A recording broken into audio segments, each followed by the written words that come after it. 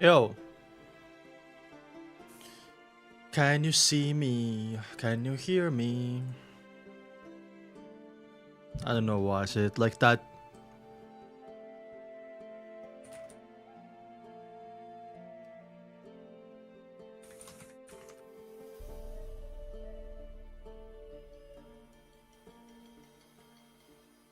Yo.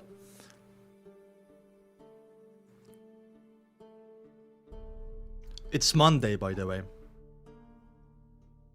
I'm not talking about real life. You know what that means? Do you know what that means?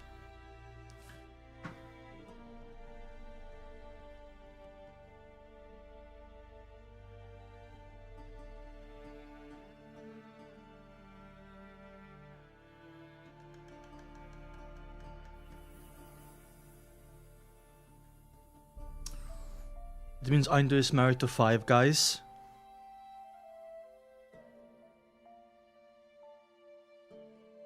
Nice to see you, Pete. We talked about you yesterday, by the way. We talked about you, not yesterday, 2 days ago.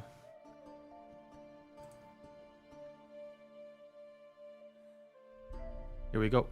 158.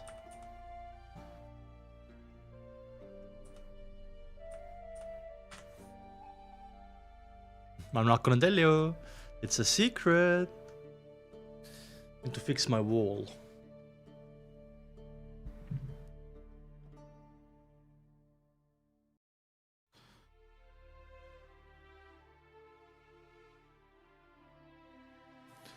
It's Monday. So we are right now in the Tarot Club meeting with Derek. Of course, my goat Klein.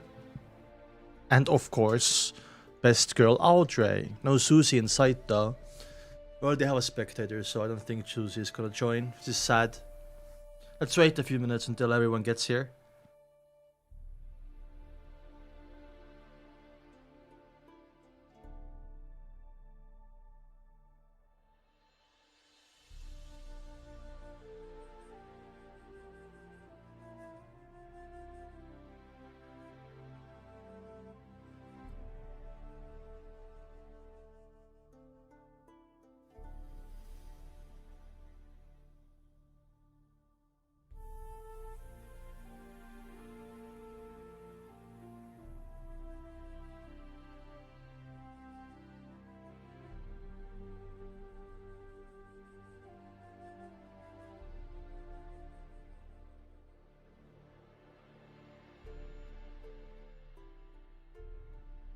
What's up, Alma?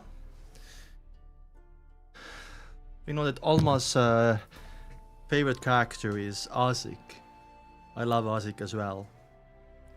Daddy Azik. I wanna change my earbuds because these big ones get uncomfortable. I'm gonna get my AirPods out. I say AirPods, they're like Xiaomi bots. I can't even speak. We're gonna wait a few minutes and then we're gonna start.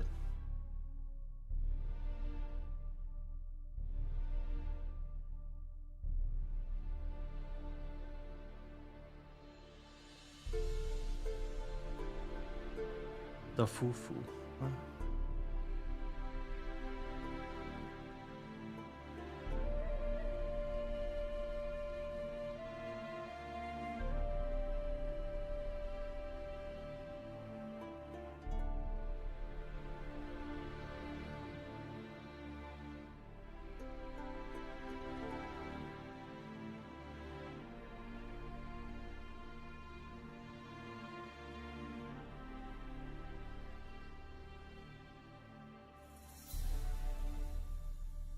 $55 chapters? Yeah, that's soon. Wait, what do you mean 55? I am finishing volume 1 next week. Don't quote me on that, but that's what we agreed on. And that's what I'm planning to do, so... So we can start volume 2 before the year ends, which was my goal anyway. I got sick and stuff. Okay, It's Monday. What the fuck? Sound? Can you guys? Oh, okay. I know why my sound turned off. Here we go. Yare yare. We have Constantine in the chat. Okay, it's Monday time. Let me start recording as well. I'm blowing my nose.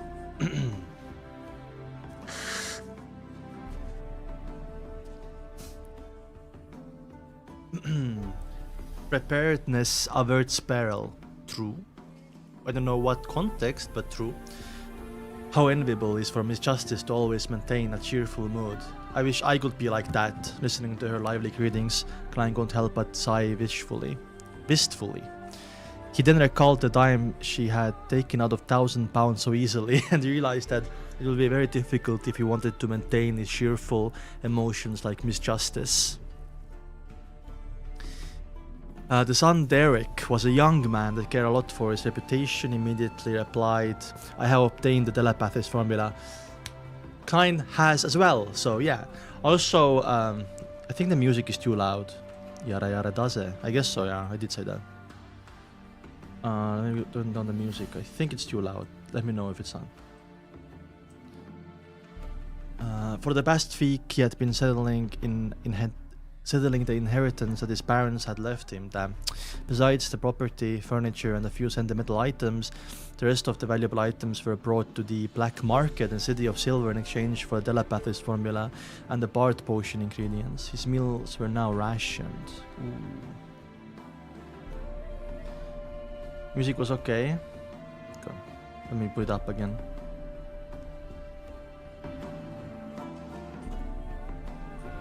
Like this. Hi, Chin. However, he believed that the situation won't be for long. When he passes the combat examination, he will then join a team that cleanses the things of the dark in the outskirts of the city and be paid a decent amount. Yeah. What we need Derek to do is also spread the word of the Fool into the City of Silver. When I become stronger, I apply and become a member of the elite squad to explore the depths of dark and find a way to remove the curse. Derek thought with hope as he looked towards the Fool, who was engulfed in the fog. He noticed that the last time Miss Justice made a request to Mr. Fool, she was able to produce a page of the unknown Roselle diary out of thin air. Although Derek didn't quite understand what had happened, he felt that it'd be better if he watched Mr. Fool. First, recall the form in your head, then grab the pen by your side and instill it with a strong desire to express your thoughts. Qilangos leaned back in his high chair. As the sun was from the City of Silver, which might be the Forsaken Land of God, the pen that instigated before him wasn't the fountain pen, but a quill instead. Yeah, they don't have the same technology that they have outside of Land of the Forsaken. Land of the Forsaken Land? No. Land of the...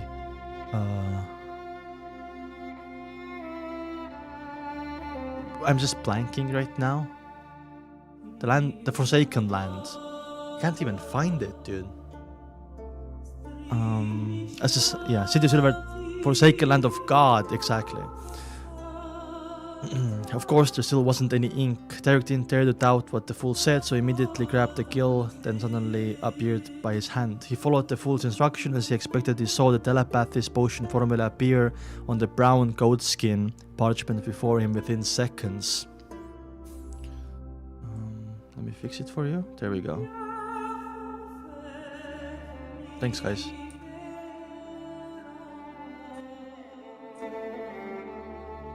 The Forsaken Land of Land.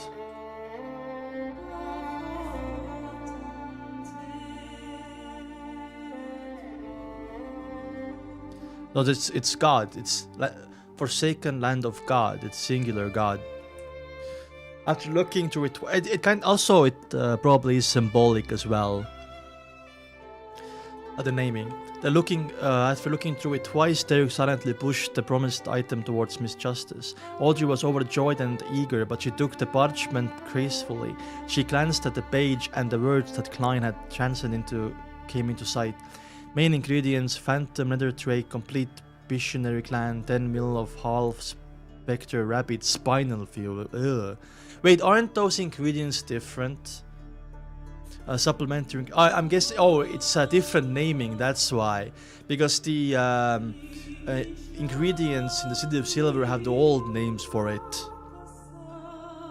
Supplementary ingredients, main ingredients that I've never heard of. I don't know enough. Audrey, who has been trying to learn more about different names of beyond the ingredients from Force and Chio, seem to be fret in thought. During such moments, she would completely forget how spectators should behave. Suddenly, Audrey heard a light rapping sound. She quickly looked forward to see the seat of honor at the long bronze table subconsciously. She was surprised to see Mr. Fool rapping at the edge of the table with his right finger while he gestured to her with a nod. What's going on? Audrey was confused as her eyes wore a vacant look. Mr. Fool was shook by the ingredients. Just when she was about to ask, the corner of her eyes suddenly saw some changes in the telepathist formula. There were remarks next to some of the ingredients. Main ingredients, phantom, energy, complete picture, and also known as rainbow salamander. Here we go! Because, like I said, he already got this formula from the insane asylum guy, right? 10 ml of Hell Spectre rabbit, also known as Farsman rabbit, spinal fluid. Supplementary ingredients. I know all of these. Audrey was stunned at first, and there was an intense surge of delight from the bottom of her heart. Thank you, Mr. Fool. You're really very knowledgeable. You're really very knowledgeable. She looked toward the seat of honor as she thanked and sincerely complimented him. The hanged man Alger didn't know what had happened, but he felt extreme contempt towards what Justice had said.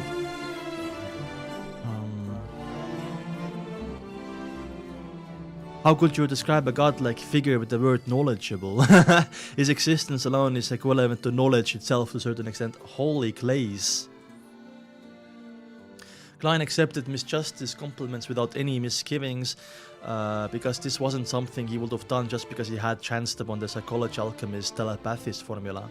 After he pulled the son into the Tarot Club, he had taken precautions against such problems by taking into consideration the son's special circumstances of being from the City of Silver. He had been constantly studying ancient technology. Therefore, even if Daxter hadn't managed to get the formula in time, he could have made the notations easily. Through prior divination and comparison, he had made certain that both telepathist formulas were accurate. Okay, good. This is why we say preparedness averts peril, Klein thought smugly. I can see Klein's face like, I predicted this. But yeah, this is the title of the chapter as well. Audrey looked at the telepathist formula a few times and then reined her gaze unwillingly. She then personally expressed Roselle's diary onto a page. You deserve this. She put down her pen and looked toward the fog-engulfed Fool. In addition to this, I'll give you blessed another 300. Is 300 pounds okay? She sounded a little guilty because the 3 pages of Roselle diary only cost her 20 pounds, while the sheriff formula at sequence 8 required 450. Okay, so if she gets this sheriff formula, it's gonna go straight to Joe, right?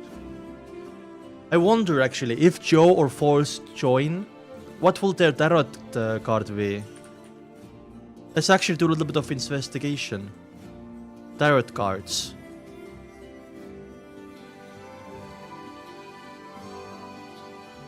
Let Judgment. Oh, Judgment will be... I think we have gone through this already. Oh, there are boobs on the screen. We did not see that, guys. I think she will be Judgment if she joins. Let's get some tarot clubs without nudity, please, okay?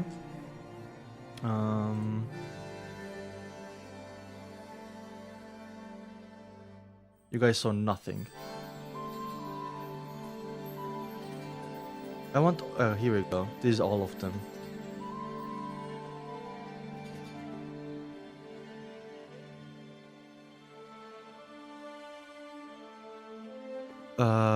This is all in French language. Oh, God.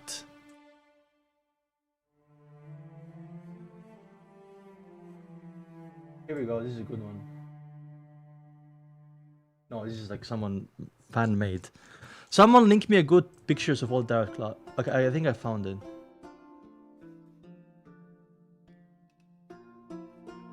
I'm having PTSD. PTSD from what? So obviously we have the Fool, Magician, the High Priestess, the Empress, the Emperor, the Hierophant, Justice, Wheel of Fortune, the hermit, strength, the chariot, the lovers. This is not all of them though. There's more than that. Death is missing, which I think is gonna be for Isaac, obvious reasons, right? Which is ironic, by the way, as well, because he's like, I don't know if he's immortal or what, but he has a really big, what's it called, lifespan. But we know that the, what's it called, grave digger, not grave digger, corpse collector pathway is called the death pathway, I'm pretty sure. They're only the major arcana. I don't know, maybe Force will be the Empress then? So she's an apprentice, right? Apprentice, and she has like a door that can open like a portal, I guess, or like a passageway. The no, it can't be magician. Yeah. I misheard Anu saying digger. Grave digger, yeah.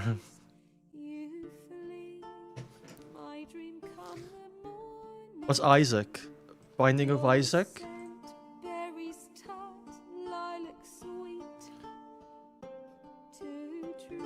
You guys like Mondays? I'm gonna hate you guys. Because I'm gonna keep reading on Thursday. Funny. I aged you guys. Let's continue, by the way. Only cost her 20 pounds with cherry formula sequence 8 required 450. In other words, from the perspective of simple math, she had to pay another 330 on top of the 3 pages of the diary. However, Audrey felt that it was thanks to her luck that the seller didn't know the value of Roselle's diary. It allowed her to buy it at a low price. Emperor Roselle diary cost at least 50 pounds per page. Audrey held her fist and encouraged herself. Audrey's like, yeah, good job, girl. 300 pounds. Until today, I've only seen that much money at Sir Deweyville's place, Klein's side, and pretended to be not interested in money, as someone that said a reasonable deal. This is my blessed information. He avoided speaking of terms like Backland Bank, anonymous account, verbally through the fool's mouth as they damaged his image. He made them appear on the parchment before her. True, that's aura. A client had taken time to visit Backland Bank, Tingen branch last Wednesday while investigating the houses with red chimneys. He had disguised himself as opened an anonymous bank account. So the anonymous bank account is not only for like you have to have ID to open a bank account. I'm guessing it's only anonymous when you send in. It's like a Bitcoin address or like a crypto address, right? The account only required one to memorize his account number and the corresponding password in order to withdraw cash from any Backland Bank branch. Ooh, I didn't know that anonymous banks were a thing.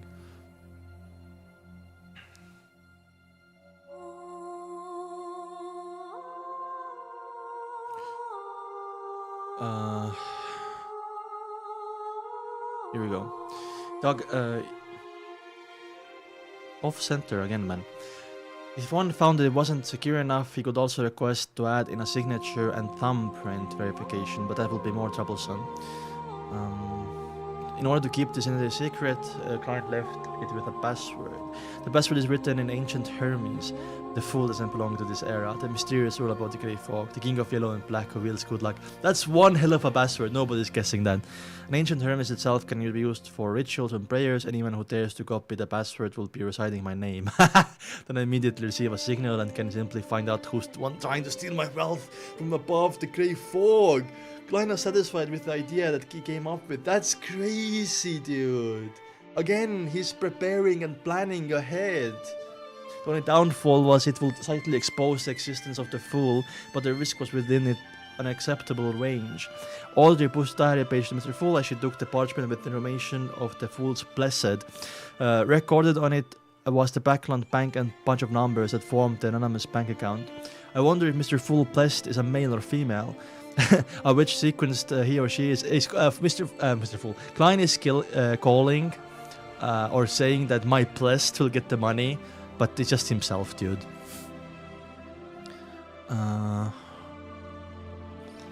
And which sequence he or she is, they must be very powerful, at least not weaker than the Vice Admiral Hurricane Qilangos. Audrey couldn't stop her thought from wandering. Klein is a mere sequence 9 seer, yeah. Why did it take so long to think? But she quickly focused and memorized the anonymous account. It doesn't have to be so troublesome. Just then she heard the full, slow yet gentle voice. When you get home, recite my name and you'll be able to write down the information directly. This will be just like when I threw a red chimney scene through divination. An account number is very important. You can't memorize it incorrectly, Klein added in his head. True, that works too. From Mr. Fool's words, he appears very confident. He lives up to his status of a godlike figure if he can even do this. Audrey was stunned at first before coming to realization that everything seemed to make logical sense. The grey fog is giving the biggest assist to the Fool's authority, by the way. But why did I have to memorize a formula earlier? Audrey was suddenly confused again. At that moment, Klein pressed down on the page because Klein, it's a new thing from Klein. Yo, Marilyn, what's up? What's up, Luke? What's up, Observer? You're like 20 minutes late, and we waited like 5 minutes. At that moment, Klein pressed down on the page of Roselle's diary, but he wasn't in a hurry to read it. He looked at the side of the sun and calmly asked, "What conversation would you like?" Derek thought seriously and said, I mean, you can't really send money to Derek, you can't really do anything. The only thing you can do to Derek is give information that he memorizes. You can't really give anything material to him, right? As of now, I don't have anything that is really neat. I should digest the Bart potion very soon. I shall wait until then to request my compensation. Yes, perhaps to prepare for the corresponding sequence 8 formula or the necessary ingredients. Sequence 8 is light suppliant, which I have. But the ingredients, even if I had them, I would have no idea how to give them to you. Exactly. Wait, he used the word digest. Ooh, indeed, the City of Silver knows of the acting method. The highest sequence there is only sequence 4. So are they limited by ingredients? I nodded in deep thought, agreeing to the deal. I mean, if you're stuck in the City of Silver, there are some ingredients that are like too exotic for you that you can't catch, right? Audrey also sharply noticed the word digest. She weighed her words and asked, Mr. Sun, are you aware of the acting method? Audrey is speaking out of line. I don't know if Klein likes that or not. I don't think so. Derek looked at... Oh, today is 27th of August. That means 2 months have passed, right? Since Klein's transmigration. The acting method. Derek looked at Miss Justice in confusion and answered straightforwardly, it's nothing strange. The general education classes in the City of Silver teaches the acting method. The acting method is taught in general education classes, so everyone knows about Beyonders there. But in, outside of the land of the Forsaken God, nobody knows except for Beyonders themselves. Maybe some people do, but it's like kept really secretive. Audrey stole a glance at the hanged man and realized that he was looking back at her. 2 of them suddenly fell silent. The origin of the sun is indeed mysterious. I wonder where Mr. Fool pulled him onto the Art Club from. The more I think about it, the more I revere him. Audrey settled down and looked at the Fool, who didn't look visibly surprised in any way. What if... No, this can't be it. What if Land of Forsaken God is another... like world, like how Earth is another world and how the place where Tingen is another world. No, but I think it's already confirmed that the Land of the Forsaken God exists on the same world where Tingen exists, right? I wonder. I think it's confirmed. Never thought about that. And I settled down and looked at the Fool, who didn't look visibly surprised in any way. Then Alger probed, Mr. Sun, do you talk about any key things to look out for with respect to the acting method? Yes, Derek nodded without hesitation. It's clearly said in our general education classes that the one and only key point for the acting method is to remember that you're only acting. Oh! As expected, using an ingenious method to go around obstacles and completely break down the remnant spirits in the potion without submitting to it. The Sun, you're a simple boy. You just share important information by accident. Klein smiled and cast his eyes on the diary page before him. Wasn't it land forsaken by the gods? In the novel, it's land forsaken by God, but Roselle has called it land forsaken by the gods. So it can be one of the two. Ooh, this was a really good chapter. I think it's end. Bestowed and sacrifice. Ooh. What do you mean, Fanber? Some chatters just confuse you. You confuse me the most. I'm joking, by the way.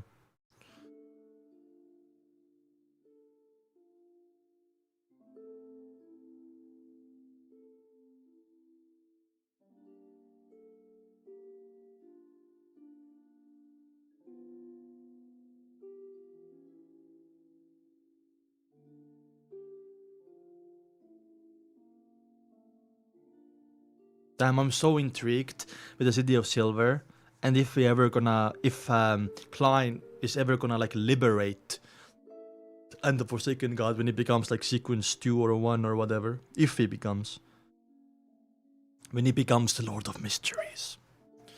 I feel they will imply different things though. One was forsaken by the gods and there is land of the gods.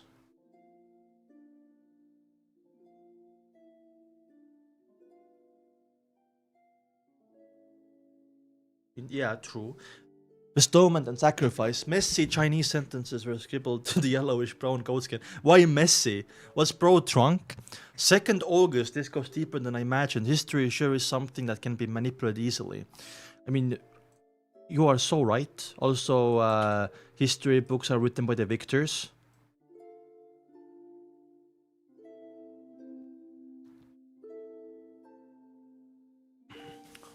5th of August, I witnessed the abilities of high sequence beyond there today. Who was it? It was scary indeed. There's a qualitative change that has happened to them in a particular aspect. It was though they are transformed to a deity. It's no wonder that we describe them as demigods. I think calling them legendary beings is more of it. I wonder who we saw in action, bro. Zaratul, maybe? 6th of August. What music is so fucking quiet. Sorry. I'm sorry. Is it quiet for you guys? Oh, Jesus.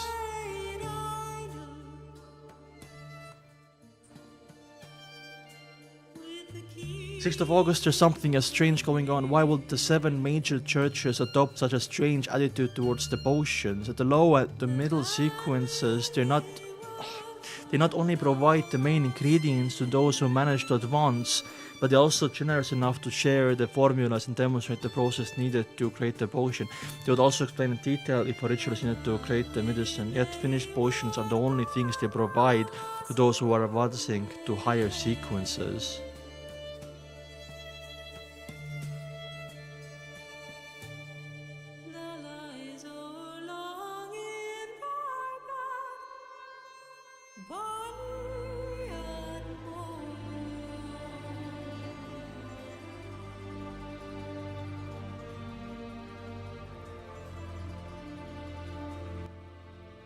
It's like they want you to not lose control, no?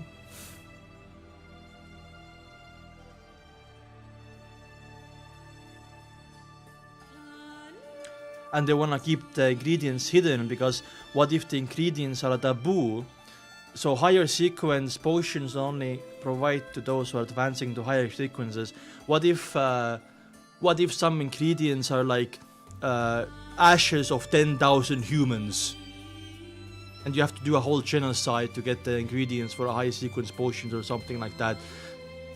Or they don't tell you the... Okay, so there's also another easier explanation. They don't give you the...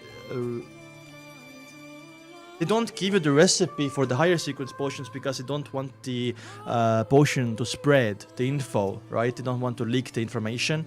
Also, I don't think they also help you with the ritual because they want to see if you're strong enough to succeed and not lose control. Someone knows Spanish? Hey, no. This isn't logical. Shouldn't they keep the formula a secret for the lower sequence potion and keep the candidate to complete potion since it's relatively easy to gather the necessary ingredients and create the potion? As for the higher sequence potion, shouldn't they share the formula and make the promising members search for the ingredients to the difficulty of obtaining the main ingredients? There must be some hidden secret to this. 9th of August, the event of the past 2 days have made me feel uncomfortable. I started industrial revolution with my own hands, Aura, and personally ushered in the age of steam and machinery, but it's only become the hotbed for the descending of an evil god upon this world. Oh, he thinks evil god will stop him, right? And personally ushered. That's crazy. Yeah, hotbed, yeah. What did he mean by this? What does he mean? Yeah, exactly. The conditions necessary for the evil god to descend upon this world. Klein knitted his brows, his index finger tapped on the edge of the ancient table. What if he angered the god of... what was it called before age... the steam and machinery? What was it called? A savant pathway god. What was he called? Before steam and machinery, it was craftsmanship, right? But he's calling him an evil god, but craftsmanship was one of the 7. Maybe he means someone else then. Can a good god become an evil god? No hablo español.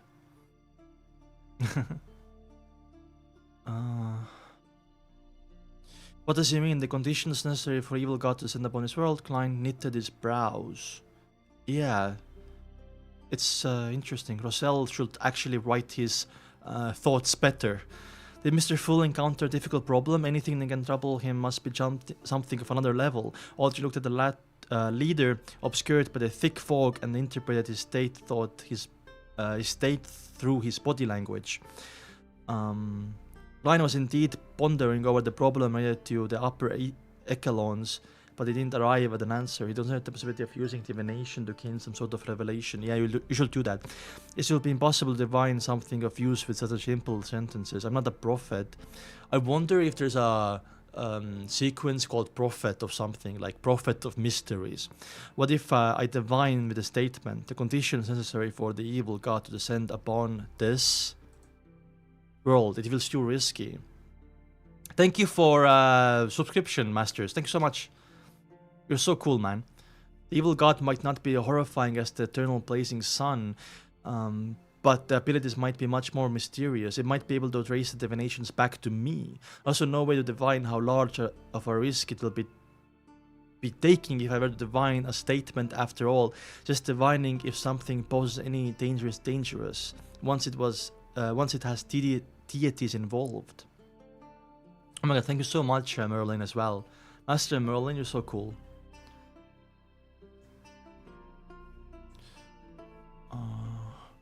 Thank you so much, by the way.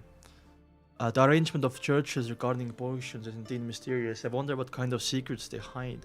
Perhaps I'll receive some hints about that once spirit medium, no, spirit guide Dali is made archbishop of or a high-ranking diacon and enters the core of the church. Rosell's description does make me look forward to power of high sequence beyonders. Many thoughts flashed through his head before Klein stopped tapping on the edge of an ancient table and looked at Justice, the Hanged Man, and the Sun. We can discuss freely now. Olga immediately said, Mr. Fool, Miss Justice, I received new pieces of information.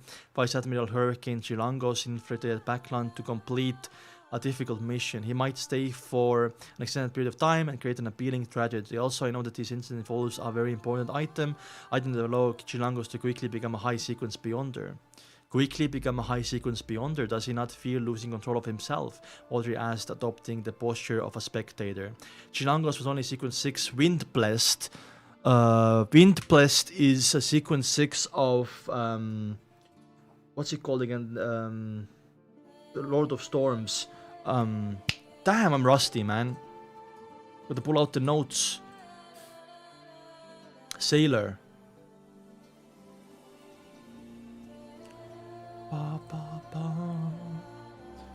Anyone know what OST this is? What song in the back?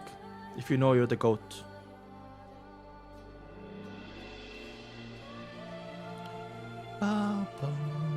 Windblast, we already know it. We have read it down, Windblast. It was mentioned before.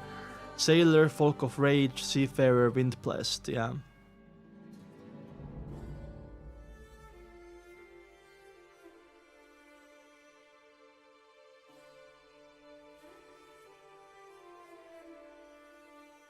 Oh, light supply, and I don't know why I have it question mark, this sequence 8. So we have Priest of Light. Why can't we have like a prophet or something, right? I can't wait to meet a planter, dude. Planter is so chill. Well, it's the most chillest sequence, I feel like. Wait, we have two Merlin Hermeses. We have more two Merlin Hermes in the chat. That's crazy. Planter is goated, I believe so, yeah. Olger had expected this question. He answered honestly. That's why the object is important to him.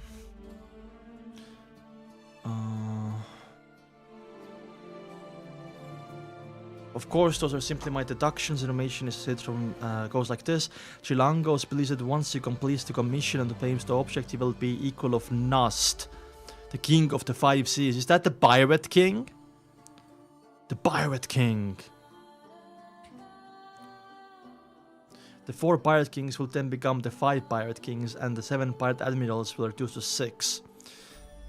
This average person might not be aware of this, but Beyonders, we should know that Pirate Kings are either high sequence Beyonders or able to reach combat strength of high sequence Beyonder with use of Beyonder ships. Beyonder ships! And mysterious items for Qilangos to be acknowledged as their equal, they must reach standards that are close to that. That's my deduction. The Creeping Hunger, for example, is a item, but Beyonder ships? Interesting. Is it like ship equipped with like Beyonder items, like this Creeping Hunger? So chill, yeah. All I know is that the King of 5 Seas, Nast, is sequence 4 Beyonder, but I'm not sure of the name of his potion. Klein listened on silently, not giving his opinion. I copied Nast, so I'm gonna put it in my notes. The son, Derek, didn't understand anything. The hanged man said he didn't know who was who, but he still listened attentively. He felt a new door had presented itself in this world. In his world. Pirates, the place they live has seas that are mentioned in books. Okay, they have books. Then the environment, they have books of the outside world that's outside of the land of Forsaken God. Then the environment these people live in is very different from the City of Silver. They don't seem to be very worried about the curse or attacks of things in the dark. It definitely makes me very curious, but Mr. Full once instructed me not to ask about the secrets of others. It's a very rude gesture, Derek thought in his heart, once again observing the hanged man and justice. The reason why Klein said that, because he doesn't want to reveal any secrets of his own, right? So better not ask so he can't like slip up and have a Fluidian slip.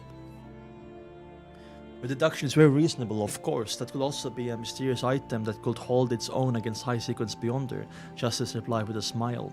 The hanged man looked at the fog-enshrouded fool, pondered over his words before he looked at Justice and emphasized. There are 2 key points in what I said just now. The first being the fact that Qilangos will stay in Backland for some time. The second is that the incident involves a very important and very mysterious object. So, Mr. Fool, are you not tempted? There's an ample time for you to send your blessed to Backland.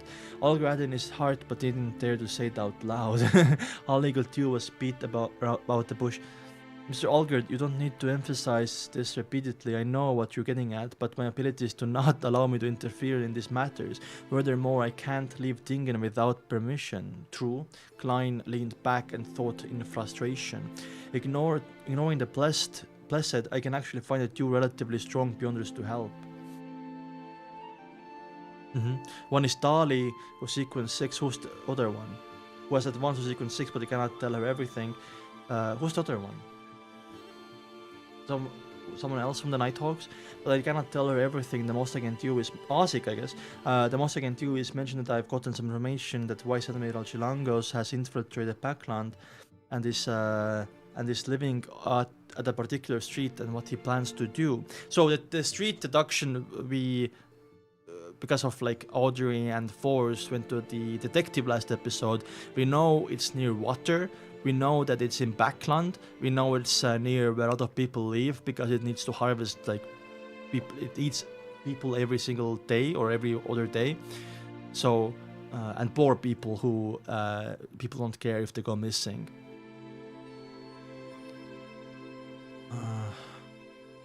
That Dali, that Vice Qilangos admit, yeah. If you guys cannot find anybody to help you when the time comes, then I can try to prevent a tragedy. The second person is Mr. Asik, the goat, but I cannot expose my identity as the fool to him. I don't have a proper reason to get him to intervene with this incident. Many thoughts flashed through his mind as Klein replied slowly, I'm aware, damn aura. Seeing how the fool continued to not place much importance in the matter regarding Qilangos, he sighed and held back his disappointment. He started asking about the investigation Miss Justice conducted last week. Music a little loud. I can't even hear the music. Is it actually? Let's just change the music, man.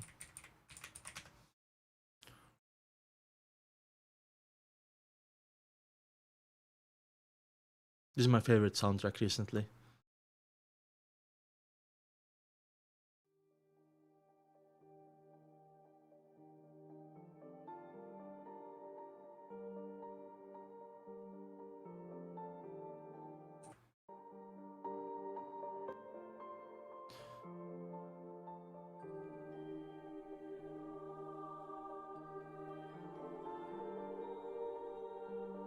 Is Earth Alone a Mystery is heavily inspired by Bloodborne? Is it worth watching just because of that? Yep, watch it. It's only 13 episodes and you should definitely give it a go.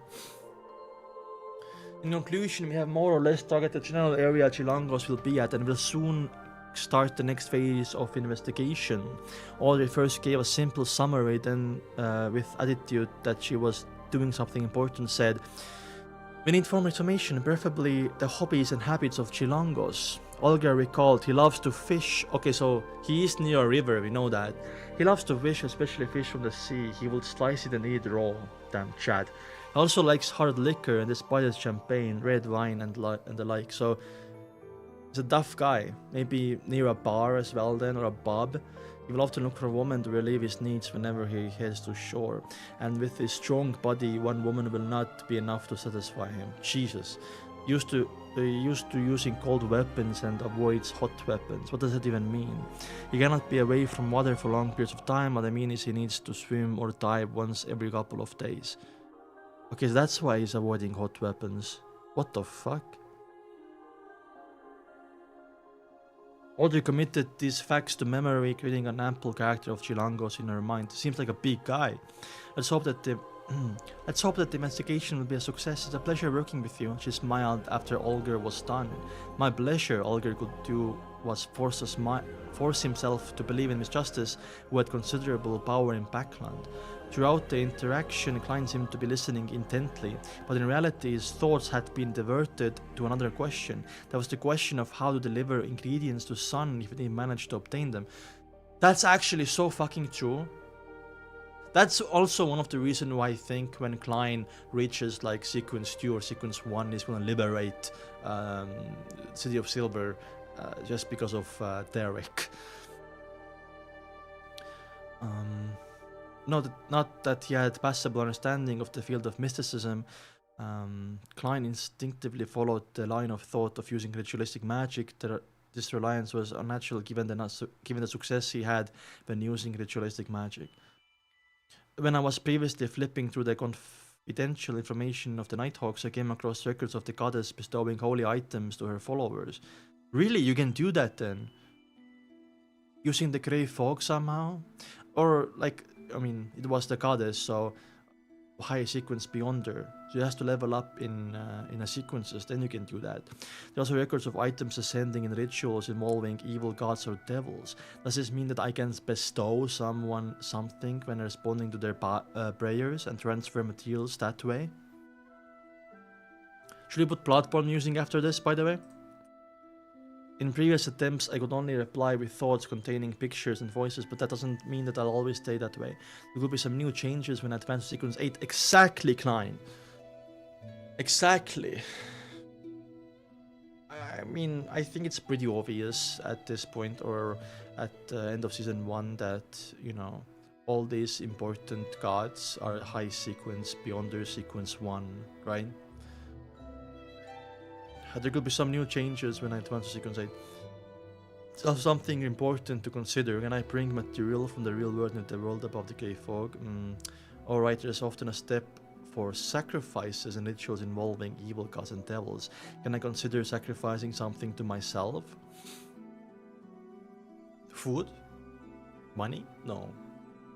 That way perhaps I can bring some material from the real world into the world above the grey fog. In this attempt is successful, I can get items directly from Justice, the Sun, and the Hanged Man, and then bestow them to myself. Yes, sacrifice is considered a more advanced ritual, so I won't be able to learn of it for now. The most important thing to do is to improve my abilities. Exactly. Klein reined his thoughts and once again listened it on the conversation of the other members. He listened as the discussion changed from Qilangos to characteristics of particular monsters. Sometime later he smiled. Let's end here for the day. By your will, the Sun, Justice, and the Hanged Man stood up at the same time. After severing the connections of the members, Klein quickly descended from the fog and left the mysterious space. When he returned to his room, he dispelled the wall of spirituality and pulled back the curtains by the oriel window, allowing the sunlight to shine in. There are two important things to do this week. The first to get examined and once to sequence 8. Okay, so Sesimir is gonna come soon, and there's gonna be this test. Second is to make flaring sun charms. Its powers might be even higher than sequence 7 or 6. 7 or 6. Tomorrow I should be able to receive the report of Mr. Azik paranormal disturbance tomorrow. Okay, yeah, so we're gonna go to the port. Okay, that was actually a very fast chapter, dude. I do wanna say that bestowing items, I'm guessing you have to become a higher level sequence. By the way, I just wanna, I always say it after each ending, after each meeting ends, is that in the donghua, we only saw so little of the meetings, man. Like all of this talk about bestowing items, and even Derek was completely missing until like some 30-second clip of him joining, right? Yeah. I hope that season 2 is gonna be a better adaptation, and I think it's gonna be because I heard, I don't know if it's confirmed or not, but I heard it's gonna have like 25 episodes. I must learn how to sacrifice, but I want Nighthawks to think is a weirdo, yeah. I still can't believe Lord of Mystery inspired 67, what do you mean? There's gonna be a special episode, I can't wait for it to come out. Hopefully it comes out in like February.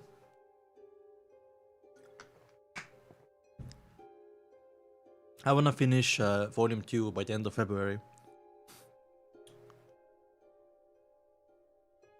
One second, guys.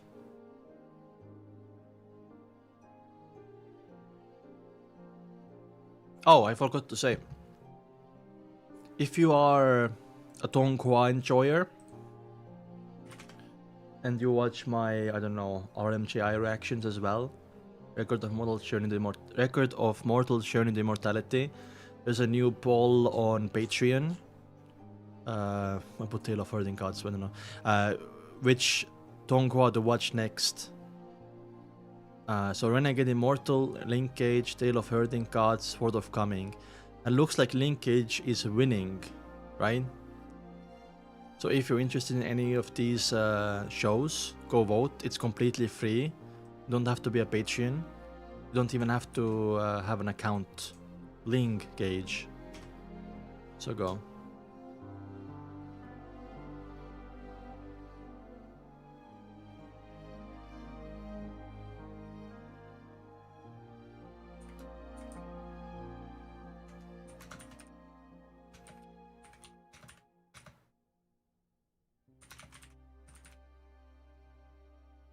Anyway, 160.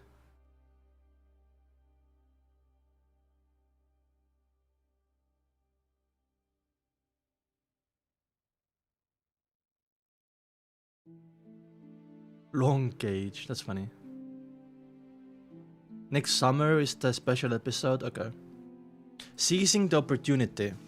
Here we go.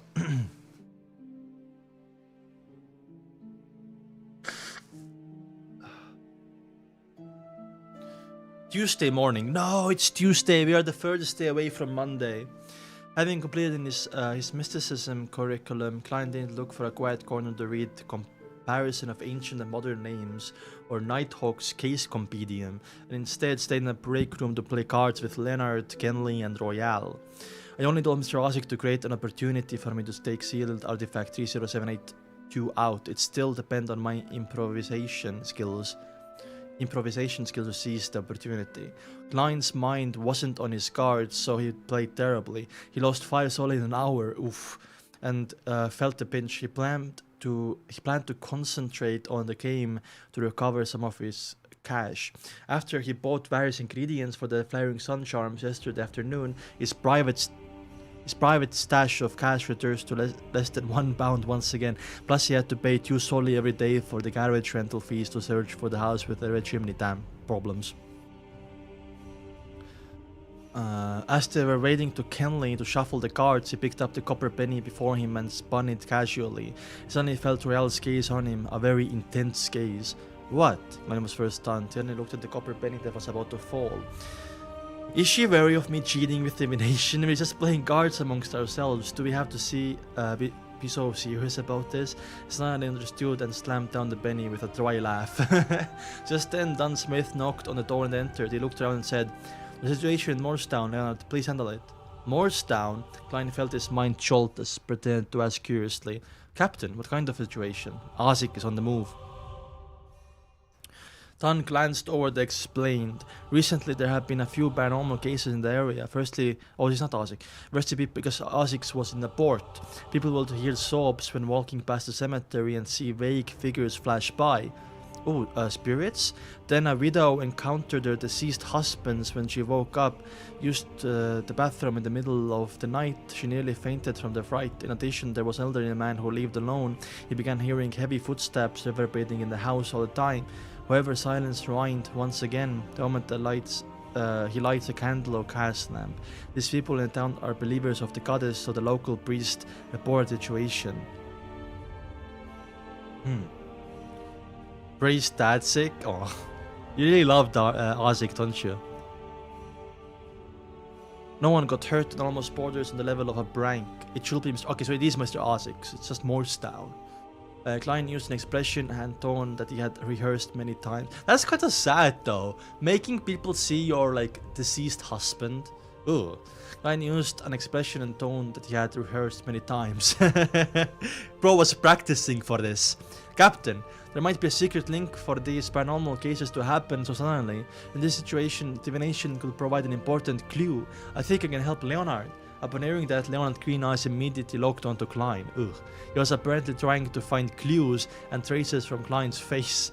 Dunn nodded first but remained quiet and hesitant. When Klein saw the captain's response, he immediately added, "Some of these things might require ritualistic magic to purify them."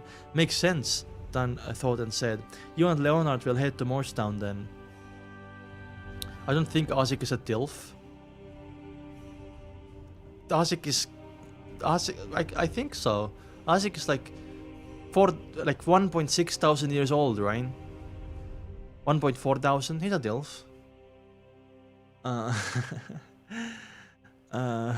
Without anyone saying anything else, he then added, "You won't be able to make it for your combat training in afternoon. I'll send someone to inform Kawain." Ugh, the first step is complete, Klein silently let a sigh. He quickly packed away his soli and pence. Then he suddenly paused and looked sideways at Dunn. He said solemnly, "Captain, I think we should prepare for the worst. There is a powerful wraith behind these paranormal events. It might be very dangerous for only Leonard and I. Plus it takes 3 hours to get to Morse Town, right? Even if we manage to send a telegram to the request back up in time, we will still have to hold out for quite a while." "So?" Dunn interrupted. "You're gonna get sus, guys." I want to get assistance of another teammate. Klein pretended to think for a moment and said, and according to the rules, the mission with 3 or more Nighthawks involved can apply for a level 3 sealed artifact 30782. Is most suited for this job? Damn. Klein cooked here.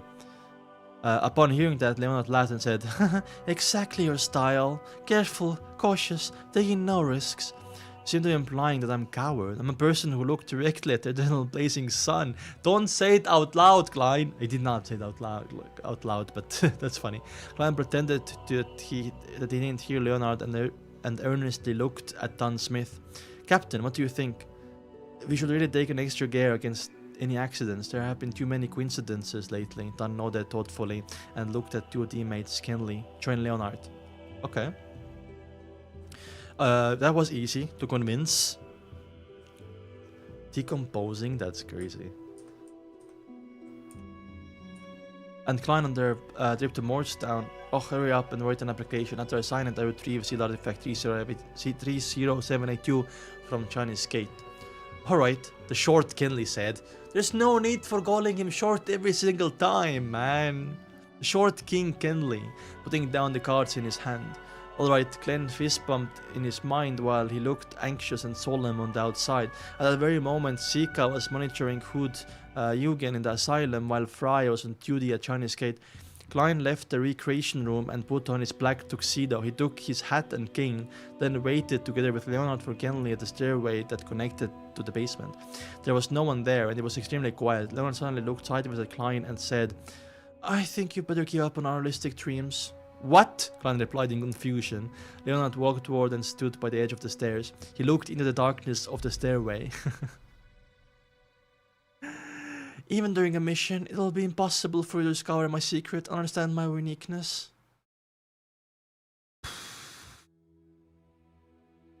Bro, can you stop thinking so highly about yourself? Did you think I applied for this mission to spy on you? I didn't even have such thoughts. Enlightened Klein chuckled. How can you be so sure that my uniqueness won't help to reveal? How can you be so sure that my uniqueness won't help you reveal your secret? Leonard's expression grew grave, but then he smiled and said, "It will, huh? I shall wait for you to discover it then." Bro, wants everyone to find out, I feel like. Phew, when I gather more information and items, I will go to the world above the Grey Fork to help you perform a divination. You're welcome, Klein, thought sarcastically in his head. Soon the small framed Kinley brought the muted sun and sacred emblem up the winding stairs. When Klein felt the unique warmth and purity, he secretly heaved a sigh of relief. He knew that he had finally completed the very first and most difficult step in his plan of siphoning the powers of the then blazing sun's divine blood. Then the three of them left in Blackthorn company and walked to Suitland Street. They walked towards the carriage that belonged to the Nighthawks. Will the purifying effect bother the horse? Kenley suddenly asked anxiously. I don't want horse that can only praise the sun to pull the carriage. He had been Nighthawk for longer than Klein, but he was far from experienced. No, I doubt if it only purifies living entities with high level of intelligence. Klein lowered his voice in response. If not, I won't be bitten by insects. He had that blankly in his head. Oh, I see. I didn't read the information true enough. Kenley pressed down on his black silk hat and laughed in enlightenment. As Klein had yet to master the skill of driving carriage, he sat inside the carriage for the following 3 hours. He rubbed the sealed artifact 30782 in his hand while he watched Leonard and Kenley take turns driving.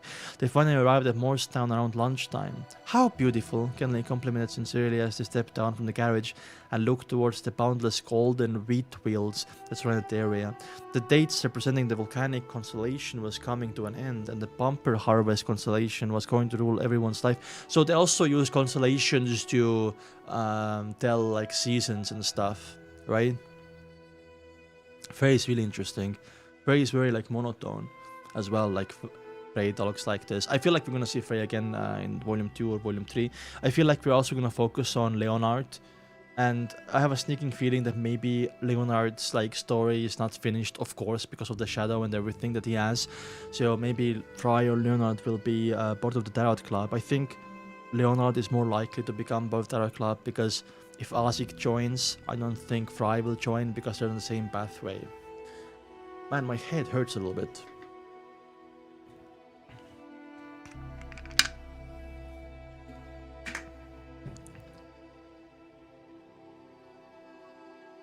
The days representing the volcanic constellation was coming to an end, and the bumper harvest constellation was going to rule everyone's life. Leonard was in the driver's seat as he looked around and opened his mouth as though he was going to recite a sonnet. But in the end, he only sprouted one sentence: "How beautiful!" Glenn had held back the urge to laugh as he put on his top hat, took his cane, and got off the carriage. The poet who cannot write poems, by the way. Very, very, very bad poet. I'm joking, he's trying. Also, he copies Roselle a lot. At that moment, a middle-aged man in a black priest crown walked over. He threw a crimson moon on his chest and said, "Praise the lady, are you friends of St. Selena Cathedral, sent to help us?" "Yes, priest, Siur." Why does Siur sound very familiar? Gonna copy it just in case. "May the goddess bless you." "Yes, priest Siur, may the goddess bless you." Leonard jumped off the carriage and replied with a smile, "We're here to take care of a recent paranormal incidents. Seemingly. The grey-haired, blue-eyed Siur saw many townsfolk approaching as he quickly emphasized. Morse Town wasn't big, and the donghua, it was like a port, by the way, remember? Morse Town wasn't big, regardless of which direction one chose to travel in, one would enter the plains within 10 minutes. The people who stayed here knew each other, so what happened earlier had spread. Many townsfolk were waiting for the Church of Evernight to send people to resolve the problem, hence they saw that the priest was greeting 3 strangers. They quickly surrounded them out of concern and curiosity. Some tiptoed and some tried to hear what they were saying. Leonard chuckled and said, "Priest, don't worry, we're professionals. Look, we brought holy water, silver daggers, and dark sacred emblems, and also garlic." That's crazy, they have to pretend that these items work. It's so funny. He dug out the described items from the inner pockets of his clothes as though he was pulling a magic trick. "Garlic? Are you trying to stink the spirits to death?" Klein found ridiculous yet funny as he watched Leonard's performance. Siur wore a look of confusion, and he even started to suspect that St. Selena Cathedral had sent over a bunch of frauds. Frauds. The citizens who surrounded them revealed gratified smiles as though they were finally in safe hands. Leonard got close to the priest Siur and explained softly into his ear, They believe in these things." Without waiting for the priest's reply, he added, "Let's have a lunch at church first, then we shall take care of those matters." Yes, lunch is very important. When those paranormal incidents are taken care of, it'll be time to take turns looking after sealed artifacts 30782. Also the opportunity for me to make flaring sun charms. Hopefully everything goes smoothly. Of course, making flaring sun charms during daytime will get the best results, Klein thought, brimming with anticipation. Klein can't wait. What's BA? Klein cannot wait. Oh, Tadzik and what? That's censored for me. I think this went very differently in the donghua, but Morse Town and, of course, Azik playing pranks on them because Klein asked Azik. Very funny. So let's see what happens. 161. Inverted mausoleum. Mausoleum, isn't that like graveyard? I think mausoleum is a graveyard.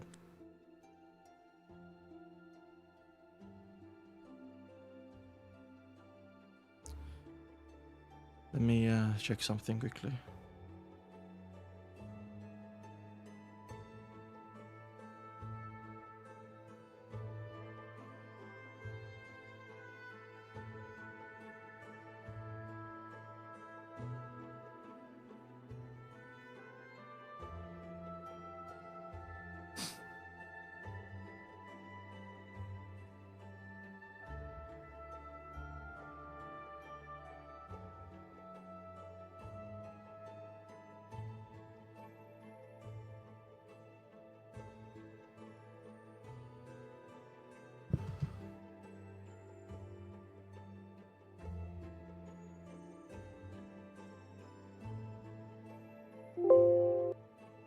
Oh, we reached, thank you so much, by the way. I want to show you. We reached this many subscribers. Thank you so much.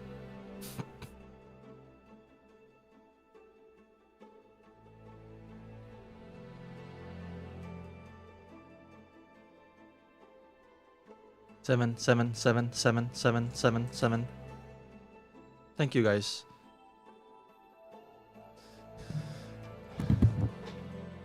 Inverted mausoleum. Most of the buildings in Morse Town adhere to a style that was popular 100 years ago.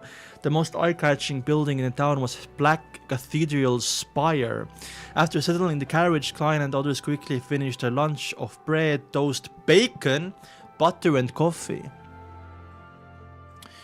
Yeah. We can still tolerate about 2 hours and 35 minutes of seal artifact 30782's purification. Kenley stood at the door of the church and took out a pocket watch from his suit pocket. A success dealing with the suspected haunting incidents first to prevent the situation from getting worse. Then we can return to the search and take turns watching over the seal artifact to recover. Under normal circumstances, sequence 9, 8, and 7 can understand to stay far away from mutated sun emblem for 2 hours to recover completely, or at least an hour if they were to make a partial recovery. Recovery. Thanks, guys. Alright, I have no objections. Klein and Leonard spoke in unison. Then which case should we deal with first? Kenley asked. Leonard wiped away his frivolous attitude and said, let's start with the old man living alone who heard heavy footsteps in his house. Why? Kenley asked instinctively. Klein was also interested to hear an explanation. Will this be the intuition of a poet? He mocked Leonard secretly. Leonard shifted his gaze from Kenley's face to Klein's. Then she looked at Kenley again. He smiled. Because it's closest to the church. How did you know that? It's not written in the records, Klein asked. Leonard snickered. Didn't I go to the bathroom during our meal? I came across Trainee Priest on my way back and had a conversation. He told me that Noah's house was close to the church. Oh, yeah, the old man name's Noah. His shadow told him. He's lying. The number was 30782. 30782. 3378, whatever you said.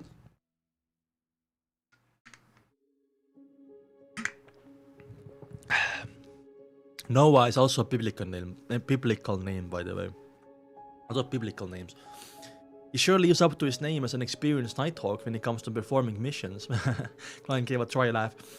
He turned to Kenley and said, then let's go to Noah's house first. Alright, Kenley didn't have any objections. They arrived at Noah's house a merely minute later. Oh wow, that was fast. Noah was an old man with thinning white hair. He had lost his left hand in a war. Ooh, badass. When he was younger and had no choice but to leave the army. He returned to his hometown after he received his compensation. Damn. Conrad was taking the old man in toilet. At the moment he opened the door and looked at three strangers in front of him before looking at Siur, who was rushing over from the cathedral. He said with a raspy voice, "Come in. I hope that you can solve my problem. I heard that you brought holy water, sacred emblems, silver dagger and garlic. This is great. My worries have raised greatly. Please forgive my blabbering. You have to understand the conditions of an old man after not being able to sleep peacefully in 2 nights. Oh my goodness. I've been so scared all this time that my head feels like it's in a cloud." Leonard suddenly straightened his back when he entered the house, his eyes surveying the surroundings. After that, Klein felt a cold aura within the room. Those were traces of activity left behind by a ghost. There really was impure being here. Kenley was the last one to notice as he suppressed his voice. Very weak, Leonard said with a relaxed tone as he retracted his gaze.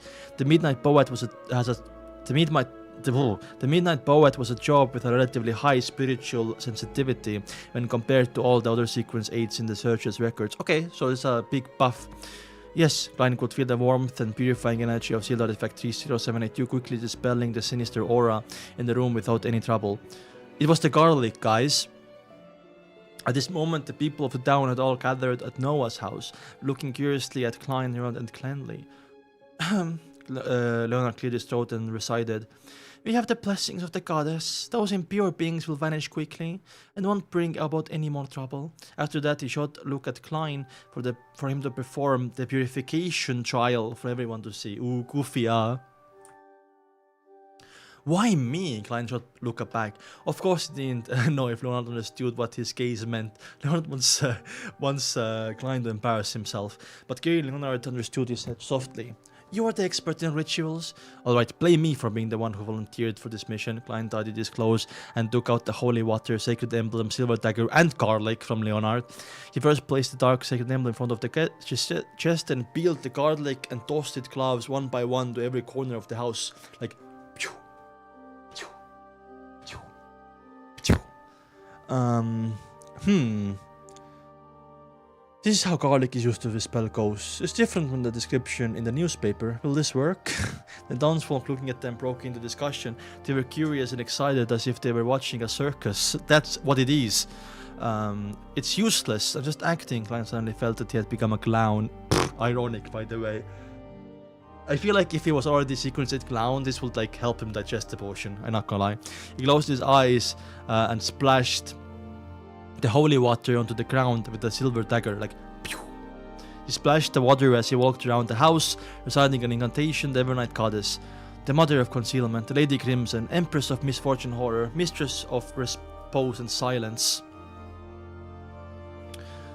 These typical acts of charlatan shocked everyone's present, and the townsfolk fell silent, and once people turned silent, it was easy for them to notice something they missed.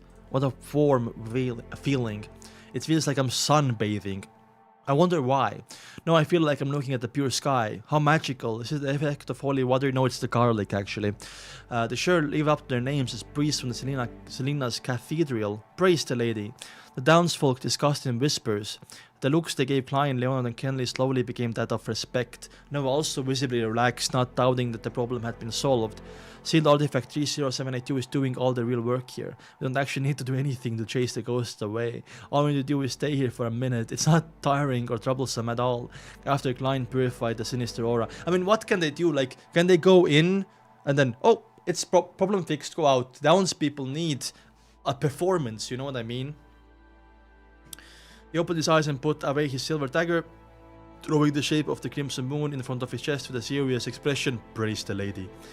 Praise the lady! The townsfolk replied devoutly. We still have things to deal with, but we need absolute silence, he responded as he looked around. Townsfolk, after witnessing something so professional, didn't stay. They receded from Noah's house like tide following Priest Seor's lead.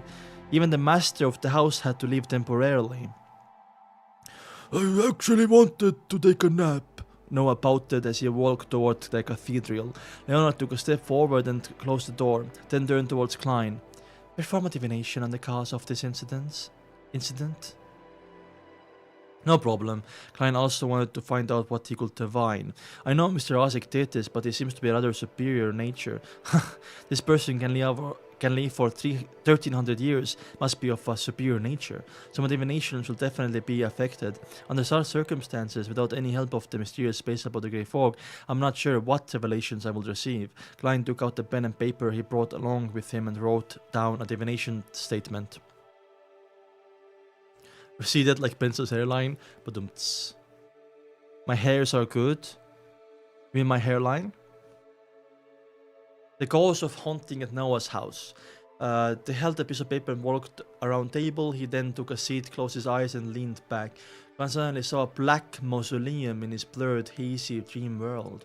It was similar to a pyramid, but stood inverted and was almost fully buried. Oh! Inverted. A black fog obscured everything with ancient mausoleum. Klein snapped awake and opened his eyes. Did you find anything? Klein asked in concern. The black mausoleum is a connection to Osik, right? Klein thought for a moment and described the revelation he received in his dreams without hiding anything. He ended by saying the mausoleum was definitely not in the style of Northern Continent. I mean the fifth epoch. It's somewhat of an expert in this field. So we know that Osik is probably not from the Northern Continent.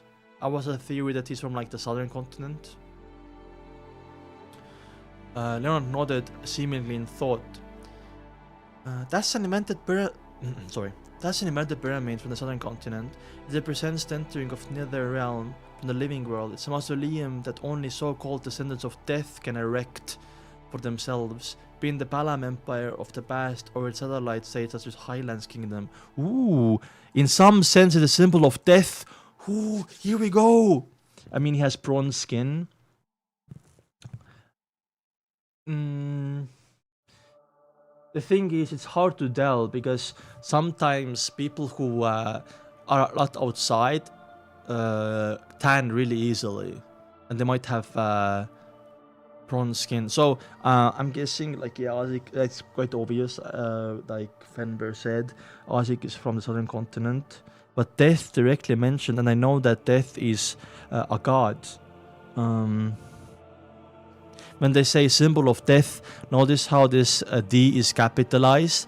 They don't mean the thing that happens when you die, they mean the god. I don't think Leonard is death, the god. I think Leonard is like sequence 2 or 3. Like a very high sequence demigod. Right?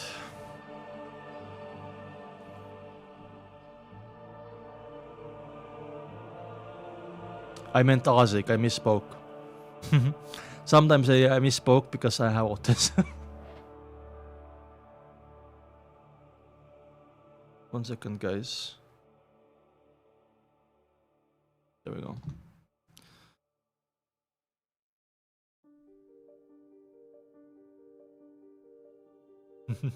Isaac, not Leonard.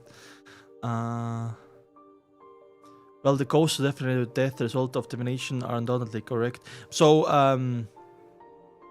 well, I see Klein's thought on this, because Klein is gonna connect the mausoleum to Isaac, surely, right? It's a mausoleum that only so-called descendants of death can erect for themselves. So, does Isaac get all these ghosts that he commands from the mausoleum? The descendants of death? I'm guessing descendants of death mean people on the corpse collector pathway. I'm gonna copy the sentence. Here we go. Actually, Leonard cooked over here. In that sense, it's symbol of death. Well, the ghosts aren't definitely dead to death. The results of divination are undoubtedly correct. Oh, okay, it said it over there. Ignoring Leonard's mockery, Klein suddenly had an interesting thought. Could Mr. Isaac be the descendant of death? Exactly, yeah. Or he could have made a transaction with death to obtain such a long life. Ooh. Going to the chapter from the Revelation of Evernight, as well as the internal records of the Nighthawks, Death was a malevolent god, once causing catastrophe in the northern continent at the end of the fourth epoch. Those times were now referred as the Baal era. So I'm guessing that the Death god got defeated by another god. For example, what's he called? Combat? Warrior. In the northern continent, and that's why Warrior is the most popular or the only worshipped god. Copy this as well.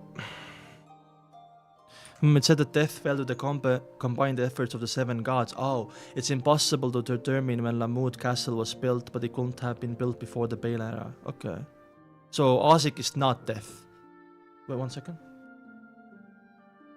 I'm gonna be right back. My dad knocked on the door.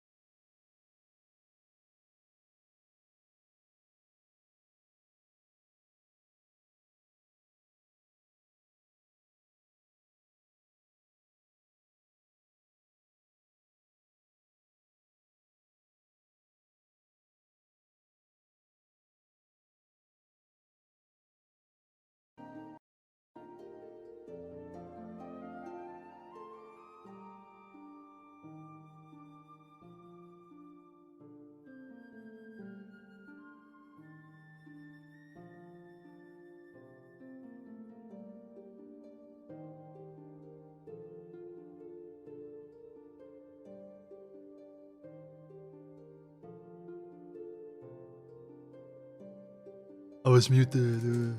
My dad brought me a burger. Yeah, he's noticed. My dad bought me like a restaurant, a burger. I'm gonna eat it later after the stream. I didn't tell him to bring me, but he brought me. I'm still mute. No, I'm not anymore. Excuse me. It couldn't be before. So yeah, that confirms that that Asik is not Death himself, right?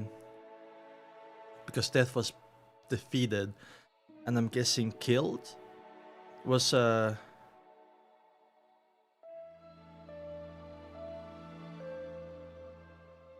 fell to the combined efforts. There's no delay. There shouldn't be any delay because I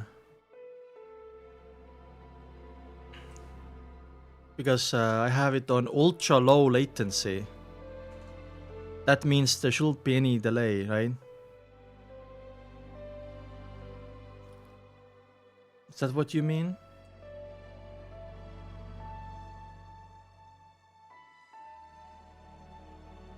Do you mean sending messages delay?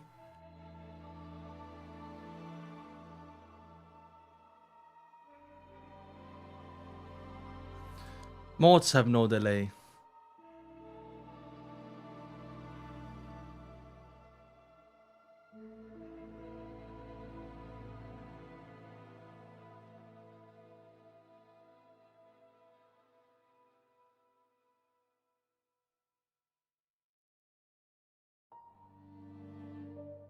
I'm gonna remove the delay 1 second.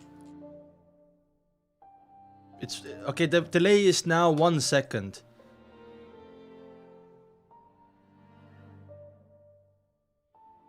Is 1 second fine? Or do you want 0 seconds?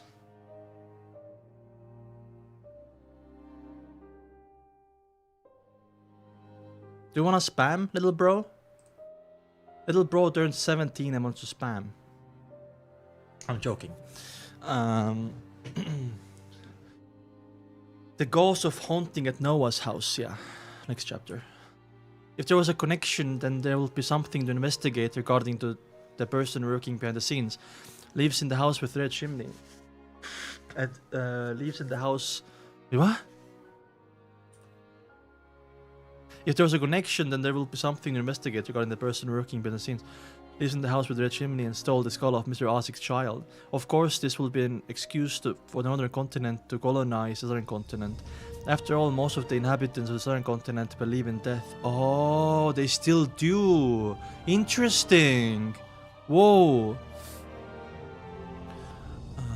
The three Nighthawks didn't stay for long since they didn't discover anything. They soon left Noah's house and started dealing with 2 other haunting incidents. The same process, the same results. They quickly got rid of down of the auras of dead spirits, but didn't manage to find the cause of all the trouble. Along the way, Leonard asked the townsfolk if any strangers had entered the town in the past few days, but received a negative answer. Mr. Asik didn't come. He must have come and left in secret without anyone noticing him. Or he sent a ghost here without coming here, right?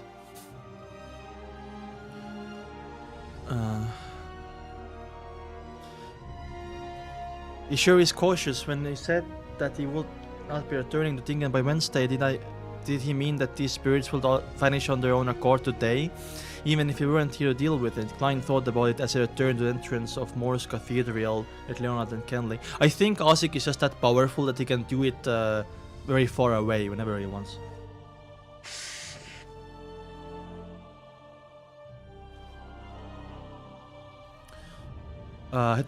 They could still last another hour and 45 minutes with the mutated sun sacred emblem. It'll take 1 hour shifts looking after the seal artifact. Klein suppressed the excitement in his heart. Oh, in the donghua he did it in the ship, right? But here it's like on the caravan or then the carrier.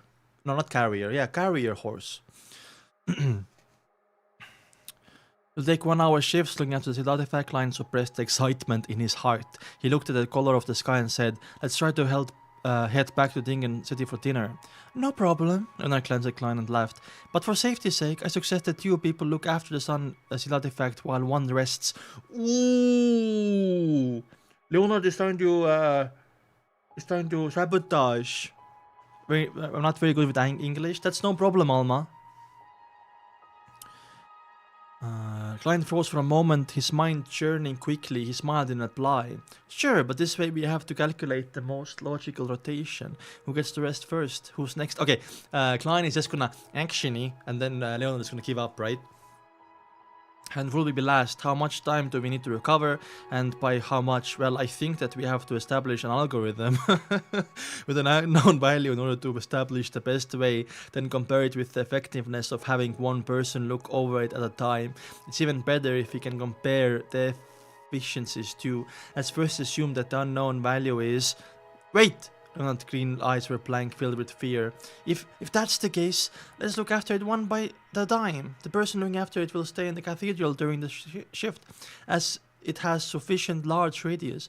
Of course, we'll have to get priest Siur and the rest to stay somewhere else. The other two will stand guard outside the church and prevent others coming close. Good boy, Leonard, good boy. Carriage, yeah. Good boy, Leonard. I share the same opinion. Kenny had felt an headache coming as Klein spoke about the mathematical problem. Actually, we have to put an algorithm to design. Alright, Klein nodded, looking at thought he was forced to do so. If he hadn't been able to convince his partners, then he would have to make a deal with Leonard in secret, having away some information about himself to get him to leave. But the problem was now solved. Okay. I really like how the novel was a lot more like... I don't know, it was like goofier in the donghua because we actually saw them like doing the ritual. But in the novel, it was like more meaningful somewhat. And we met like some side characters like Siur and Noah. It was cool. What happened, Merlin? Is your internet bad? Okay. Intense sunlight. And we're gonna see... It's gonna make the charms now. Let's see what we see. God, my nose. Let there be light. Intense sunlight.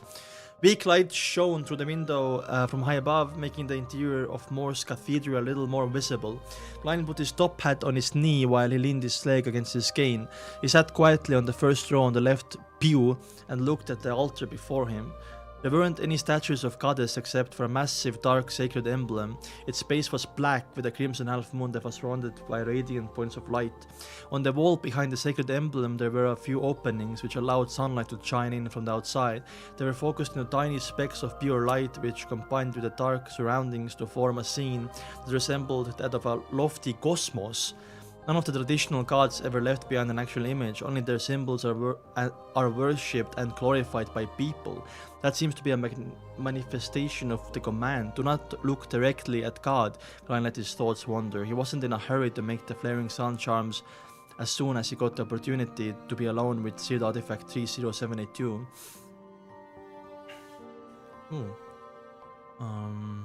So, you know how in Christianity you have like Jesus on a cross people worship, right?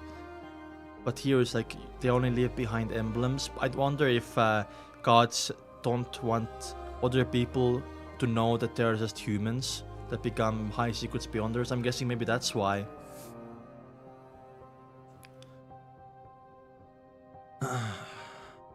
He felt that he had to be careful, patient, and had to wait. Within the first 15 minutes, it was possible that Leonard and Kenley would enter at any moment to remind him about points that he should take note of.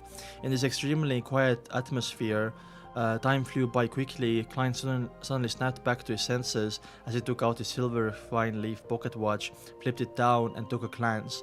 20 minutes late have passed, he muttered to himself. He then set his silk top hat and silver-edged black cane by the side. He got up and walked toward the hidden corner near the altar. At first he faced the side of the altar, but once he saw a large dark sacred emblem and the holy scenery that resembled a depiction of night sky, he felt guilty and uncomfortable, hence he turned his back to the altar. Okay.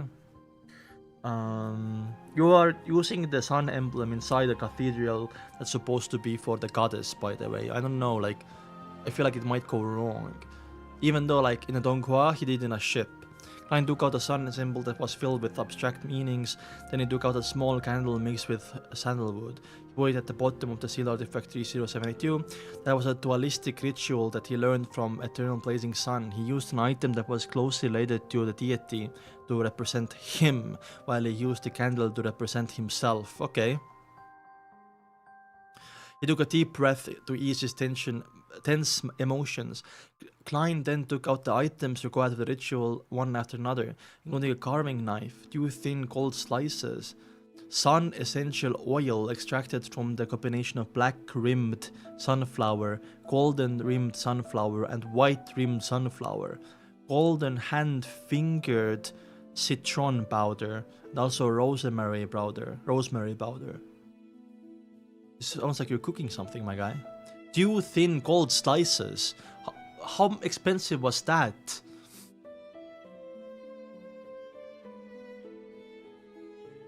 He squatted down. After that, Klein adaptively used the silver ritual dagger to quiet the flow of spirituality.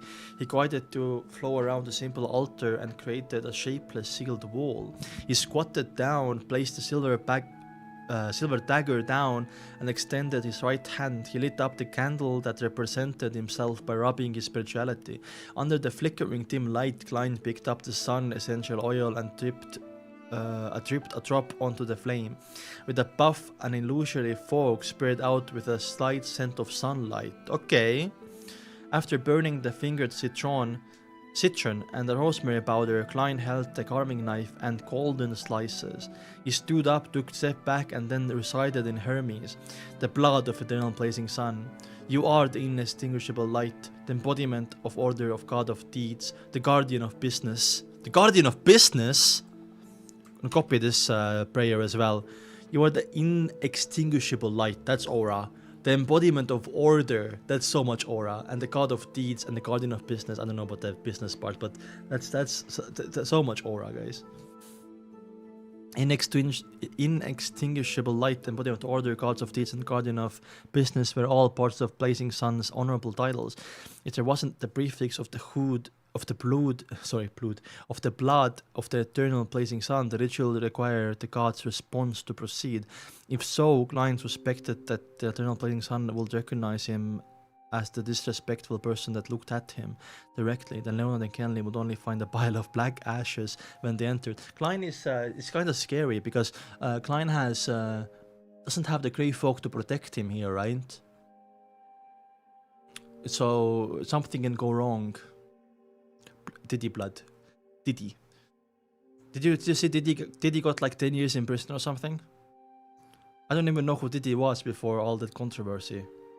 What did Diddy even do? Not even prayers, placing some honorable name. Yeah. Inextinguishable, Plus, the ritual had to be conducted via ancient Hermes, a ritualistic language that stemmed from nature. Only language without any protection but had outstanding effects could allow an incantation to sidestep around the blazing sun and point toward the mutated sun sacred temple. Okay. At the same time as he was stealing the power from a deity, Klein had no way to divine if it would be successful ahead of time. He felt that it would result in him directly dealing with a deity again, so he could only recite the rest of the incantation with a strained heart. I pray to you, give me strength. Give me the strength to complete the flaming sun charm. Ooh. He was a musician. The blood of eternal blazing sun, please transfer your strength into my charm. Oh, fingered citron, a herb that belongs to the sun, please bestow your powers to my charm. As the incantation neared completion, Klein suddenly felt something light up before him. The simple gold patch radiated with intense light as though the sun had descended onto the land. Ooh! Klein suddenly found himself enveloped in extreme heat. His hair was heating up rapidly and was almost at the brink of igniting. His feet felt like they were stepping barefoot on a yellow sand that had been exposed to midday sun, and his face and body were greeted with hot wind blowing from every direction. In that I have goosebumps, by the way, holy shit. In that instance, he felt that he needed to do something to let burning energies out, otherwise he will turn into a human candle. It required almost zero thought as Klein lifted both his hands while his thoughts were boiling over like porridge. He relied on combinations of his spirituality and the strong winds as well as his instincts and ritualistic guidance to begin etching symbols, corresponding path numbers, magical characteristics, and ancient incantations on the both sides of the cold slices with his carving knife. Outside the church, Leonard was standing on the shadows to hide from coming into contact with direct sunlight. Suddenly, the sunlight intensified like the hottest days of the year in early July. Oh my god. Oh my fucking god. Guys, this is insane. He squinted his eyes and looked towards the sky. He saw that blue sky had no clouds or dust. It was so pure that it made people gasp with admiration. Such strange weather. Beside him, Kenley also noticed the change in sunlight. Leonard responded with a smile when he suddenly turned his... Oh my god, I have so many goosebumps! He knitted his eyebrows slightly and cast his gaze towards the cathedral. Leonard was like, Luckily, Roseanne isn't here, otherwise you wouldn't be complaining of the sun tanning your skin. Leonard looked away and said with a smile, Leonard knows. Do you see that look? The blazing sun remained intense for a few minutes before it returned to normal. In the donghua, the sun was rising like on the sea, you know what I mean? And then it like entered the ship, and also Leonard saw it as well. And the cathedral Klein carving knife finished the final stroke. As he finished, the magical characters that represent light and spirituality on both sides of the cold slices suddenly melted together, and the light converged into the metal. No, this is even closer to godhood. Klein was finally relieved from the boiling and burning sensations. He examined two flaring sun charms in his hands with a clear mind. The golden luster on the surface of the charms had turned dim, and the pattern looked ancient yet complex. There was a warm, damp feeling that seeped into Klein's skin bit by bit. Not bad. I finally have a more impressive trump card. Klein sighed emotionally. Oof. He set the activation incantation for the flaring sun charm as the word light in ancient Hermes. I want light and there will be light, he quipped, amused. Then he put the flaring sun charms into another pocket. He didn't put them with the somber requiem and dream charms because the flaring sun charms will decrease their efficiency period. Really? What's up, Taku? Yes, the power of the flaring sun charms can be maintained for at least a year or even longer. Klein reined in his thoughts back and looked at the muted sun sacred emblem on the ground. It didn't look any different on the surface and gave off feelings of warmth and purity. Klein finally relaxed and quickly completed the ritual and removed the spiritual wall. At that point, he thought to examine himself. He realized that his clothes were almost drenched and he was covered in sweat. The edges of his hair were slightly curly. Oh, because of the heat, right? Thankfully, Klein sighed in satisfaction. He put away his things and returned to his original seat. He was so exhausted that he slept the moment he sat down until he was so woken up by footsteps. His eyes shot open and he touched the flaring sun charms subconsciously to see if they were still there. You don't look alright, Leonard asked and entered the cathedral. Klein massaged his temples, stood up and smiled. I'm nearing my limit. He took out his silver pocket watch and took a glance. Just in time, it's your time to look after sealed artifact 3072. Before he finished speaking, Klein took off the muted sun sacred emblem and passed it to Leonard. Leonard knows that you did something, by the way.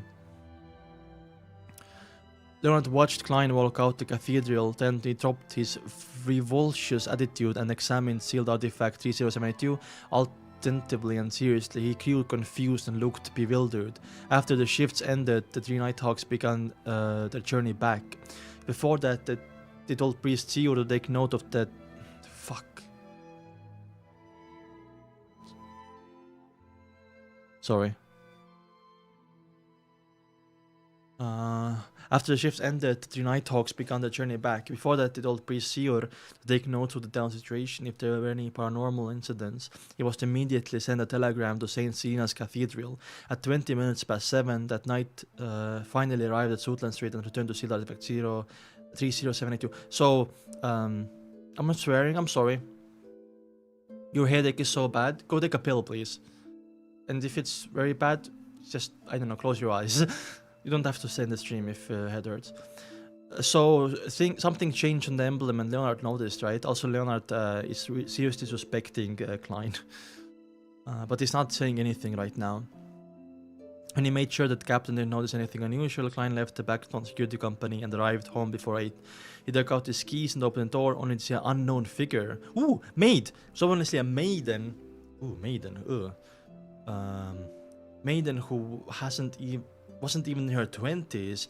She was It was obviously a maiden who wasn't even in her 20s. She had an old greyish white dress and she was wiping the dining hall with all her might. She had black hair, brown eyes, her eyes were very small, her nose wasn't sharp enough, and her facial features were very ordinary. That's crazy. Ordinary. Imagine, like, asking people, how do I look like? Oh, you look ordinary. It's like meat. Who is this? Klein was stunned at first, and he realized that he was most likely the maidservant that had come for a trial. At that moment, Benson lowered his newspaper and looked at his brother. He smiled and said, "A company doesn't allow employees to leave the office on time is annoying. But it provides a salary that can counteract any kind of dissatisfaction," Klein replied with a laugh. "When Miss Justice's £300 reach me, that's a lot of money. I'll inform Benson and Miss about my raise to £6 a week. That way they would worry less about our family finances." Klein thought as he put his cane aside and took off his top hat. He walked to the tiny living hall and lowered his voice as he asked, "Have you made a choice?" He had divined the information of the 3 maidservants the day before, and he had found all of 3 were suitable. Hence, the decision was left on his brother and sister. That's cool. The fact that Klein was described as meat looking, that's crazy. I know, right? I wish I looked ordinary, Fenber. I'm sure you do. Leonard is chill, yep. There's ordinary, and then there's ordinary Klein edition. Yes, Bella. Oh, Bella is a nice name. Music just ended. Let me replay the music. Good soundtrack, right? Anyone can guess what game is this soundtrack from?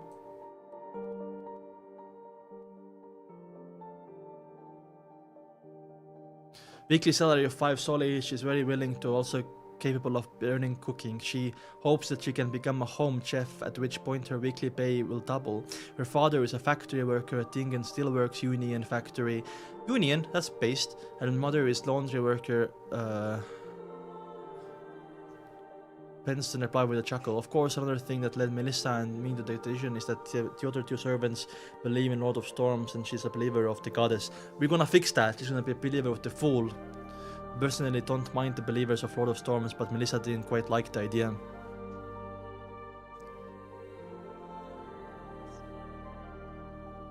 It wasn't that Melissa didn't like it, its more accurate description would be, I grieve at their misfortune, and I'm infuriated at their refusal to resist. Yes, it was said by Lu Xun. Klein called his sister's baby and real smile. Bro,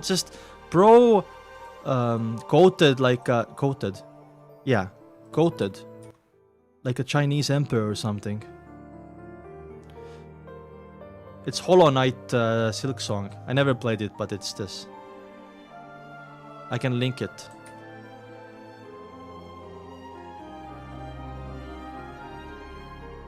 I just linked my notes with. This is the music. It's really good.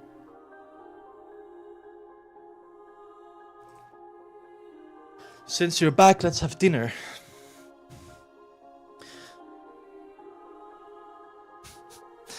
Lucian. Who's Lucian? Should I know Lucian? The next day, Klein entered Blackthorn Security Company in a good mood. "Good morning." Roseanne looked to the left and the right. Then she said, Oh, Unc Neil is sick. Let's go visit him at noon. What do you say?" "Unc Neil is sick?" Klein asked in surprise. Could it be that ritual for treating diarrhea caused severe...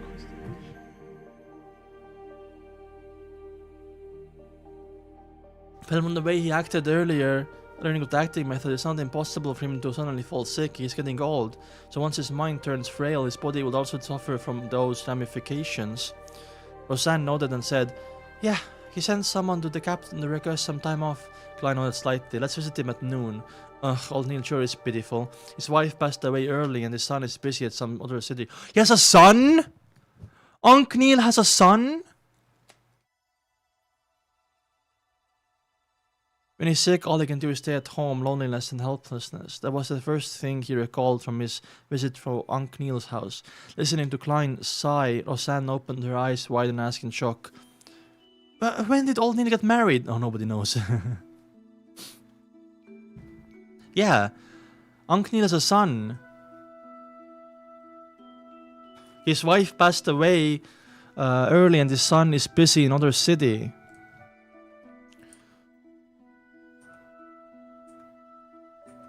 Ooh, we have some art! This is the new EPUB that was given to me and we have some art! This is the eternal blazing sun emblem, look at it. It's so cool. Finally! We have art on the EPUB! Let's fucking go! That's so cool. The blazing sun. Extinguishable light. Embodiment of order. God of deeds and guardian of business. That's so fucking cool, man. Praise the sun. Yeah, I can't stare at it too long. I'm weak. Oh, this is the charm. Oh, that's so cool. Jeez. I can't hold it for too long. That's cool. I hope there's more art like in the next chapters. Various signs. So Unc Neil is getting sick. Remember when Havre, not Havre, I think it's Havre.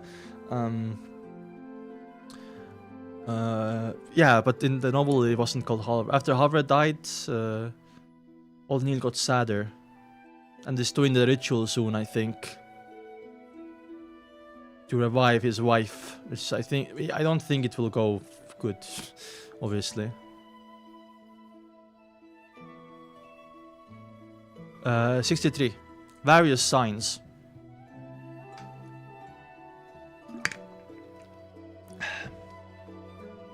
What? Guy was left dumbfounded when he heard Roseanne's question. He recalled in his days, I previously visited old Neil's place just a month ago. I saw a piano in the living room and he told me that his deceased wife loved music. As he spoke, Klein suddenly became alarmed as began having unpleasant thoughts. Roseanne knitted her beautiful brows and said with uncertainty, perhaps I remembered wrong. I don't think Unc Neil likes talking about his wife, that's why.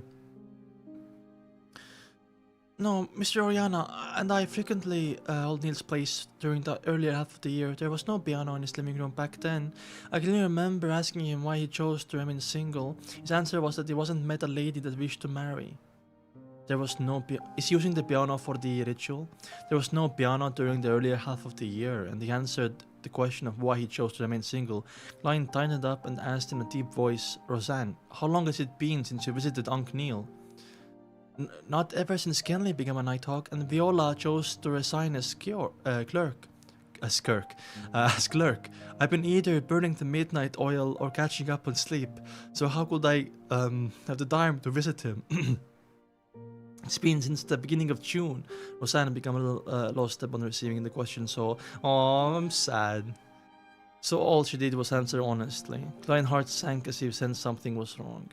He reached out a half-pence from his pocket and held it between his thumb and middle finger. He took a deep breath and quickly decided on a divination statement. There's something wrong with Unc Neil's current situation. His pupils quickly darkened as he said the statement silently and ended cogitation. Ding. He flicked his thumb, pushing the brass coin onto the air and allowing it to spin. Buck. The coin fell right into Klein's open palm. There's ads. There's ads every 20 minutes. I need to blow my nose. Actually, I didn't realize. Change music. I think it's fitting.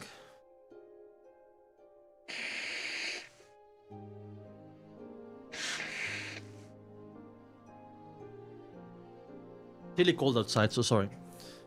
The coin fell right into Klein's hand. This time, the portrait of George III was facing up. The portrait was signifying that it was correct, it was positive. Oh god.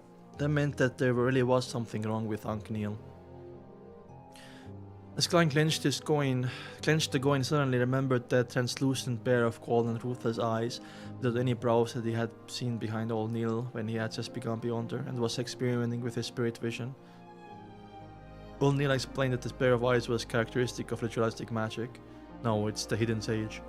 That's right, I also saw an almost formless human figure by the door at the periphery of the light. The color of its aura was identical to the surrounding darkness. Also, after I completely digested the seer potion, I secretly changed the way I activate my spirit vision. The tapping of the left molar, I happened to look at Neil and suddenly coughed violently.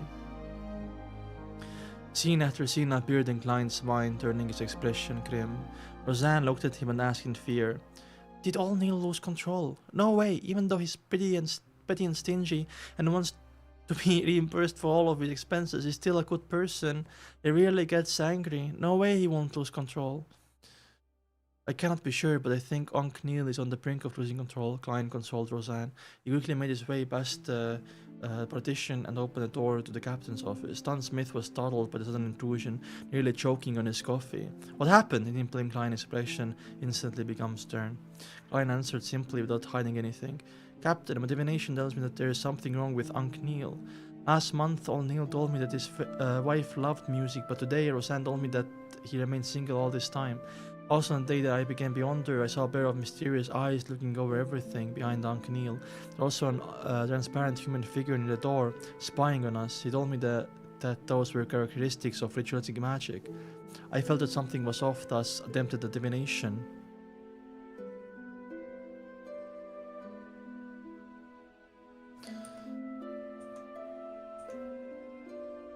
After Don finished listening intently, he stood up immediately as he walked over to the goat track. He asked in puzzlement, "Why didn't you directly divine if old Neil had lost control? Over the past month, old Neil hasn't acted any differently from ordinary beyonders. He even worked with me to help Swain deal with a mandated punisher who had lost control. I also observed the colors of his aura from time to time, noticed that he is relatively healthy other than his frailty that due of his age. Thus I think that he's only close to losing control. He could still be saved." Klein explained his point of view in one breath. Don put on his black hat and trench coat before nodding. "A very reasonable deduction. Let's go pay a visit to Neil now, and try not to agitate him if possible. After that we can attempt to control him and use ritualistic magic to stabilize his condition to prevent it from getting worse." Control. Klein had an idea when he heard of this term. "Captain, should we use the sealed artifact 30611? The doll? What is 30611? He had been thinking about how he could resolve Neil's problem and save him, but he hadn't arrived at the answer as he'd been too flustered, too uneasy and too worried. He was reminded by Don Smith's words and recalled that the sealed artifact might be useful. Number 0611, peaceful hair strands. Oh, yeah, true. Let me copy it actually. I forgot it was 30611. Grade 3, considerably dangerous. It has to be used carefully. Only be applied for operations that require 3 or more people. Security classifications: official Nighthawk member or above. Sealing method: no direct contact with living organisms. Description: a simple decoration formed with many strands of black hair. As long as contact is made with a living being without any protection, the living being would lose all the desire and emotions, including but not limited to hunger, anger, grief, pain, envy, jealousy, hate, joy, satisfaction, greed. Oh wow. You get lobotomized. Is that the right term, lobotomize? It's basically lobotomized, so you can save Neil by lobotomizing him, so he has no more emotions left. That's crazy. It has been ascertained that living beings under 30611's influence will even lose desire to break contact with it. They'll silently stay in their spot until the end of their life. That's so sad. Damn. If an external force is used to break contact between the person and 0611, then the person will gradually recover, but experimental data suggests that the prerequisite to this is that the person has not been in contact with sealed artifact for more than 2 hours. Once the contact lasts for more than 2 hours, the victim will become silent for eternity. The highest sequence suggested is sequence 5. You can avoid contact by means such as wearing gloves. The strands of hair do not have any living traits. It doesn't have any inclinations of escaping the seal. What the fuck? Appendix, these strands of hair appeared during a failed advancement. It was something left behind when a captain of the Nighthawks failed to advance sequence 6. There we go. I was gonna say, like, where would it even come from, right? And a lot of, like, items that we learned are also, like, beyond their abilities put into artifacts. And also, for example, Saint Selena's ashes are literally remains of a Beyonder. Literally, the peaceful hair strands are remains of that captain. I'm guessing he was a peaceful guy, right? I'm guessing that guy was a really peaceful guy.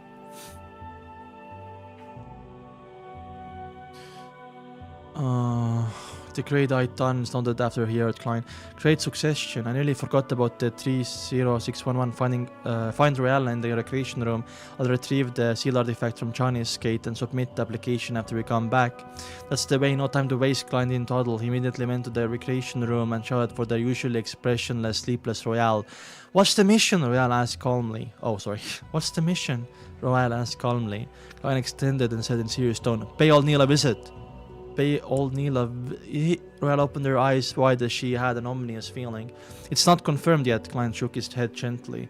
Royale didn't speak any further. They slipped into silence, turning mood heavy. A few minutes passed, and Dunn finally returned from the basement.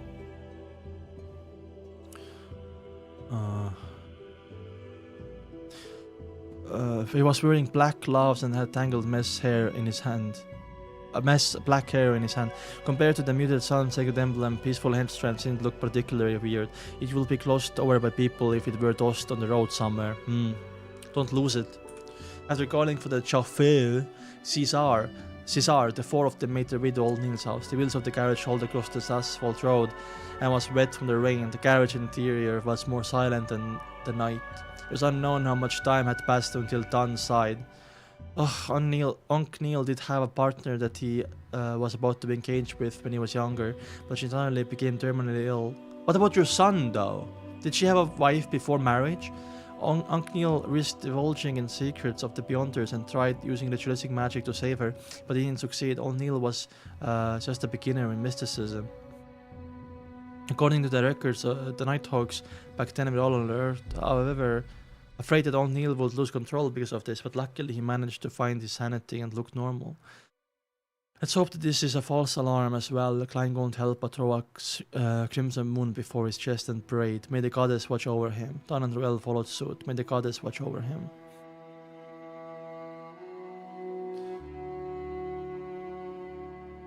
Yeah, true. Here, true. They need to get approval though, no? Didn't Leonard... wait, they already got it. They already got the peaceful hair strands, that's true. Music change? Sure. I'm gonna cry, man. I love Unc Neil.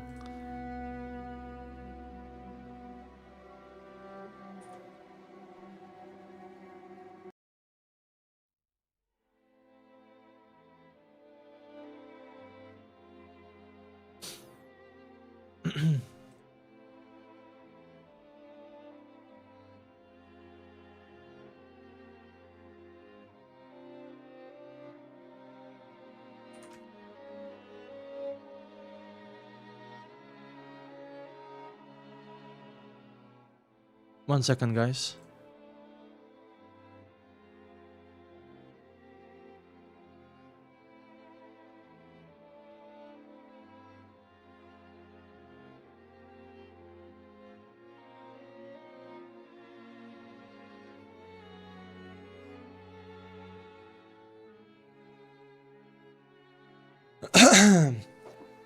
The sky started to turn brighter as the dark clouds receded. The Nighthawks arrived in front of Unc Neil's bungalow. After getting Cesar to drive the carriage far away, Dunn collected himself and walked toward the main door, gaining in one hand the seal artifact 30611 in other.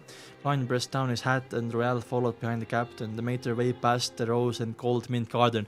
Are we doing right now?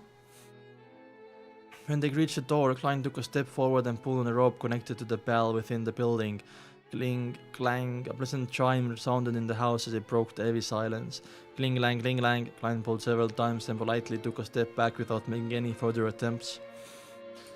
The three Nighthawks waited patiently for a few minutes, but they didn't hear any footsteps approaching the door. Perhaps Uncle Neil went to visit Doctor if he isn't home. Yeah, buddy, surely. Klein forced a smile. He hasn't finished his sentence when a melody came from within the building. It was the music from his piano, like a silent lake veiled by a thin mist beneath the moonlight.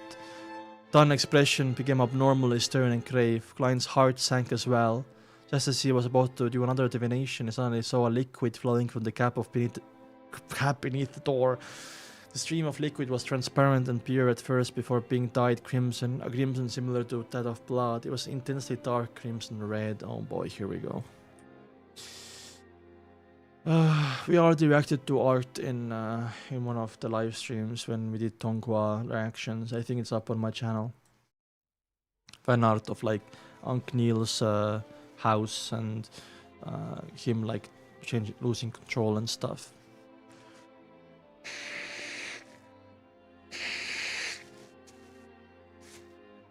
Miserable wretches. Oh my god, miserable wretches. We're all miserable wretches.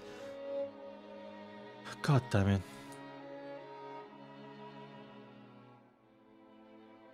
Here we go, guys. This is it. The color of fresh blood was reflected in Klein's eyes as they intently looked onto the flowing liquid. Just then there was a light cough from within the house. Unc Neil spoke with a raspy voice. Don, why are you here? Don's grey eyes were extremely deep. His mellow voice replied calmly.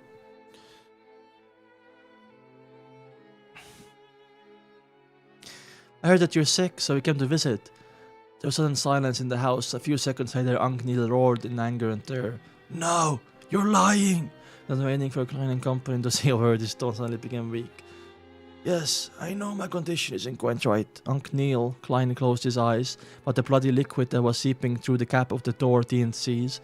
Then Unc Neil raised his voice and said, all this time I've never hurt anyone, nor have I thought of hurting anyone. I never betrayed the secrets of Nighthawks.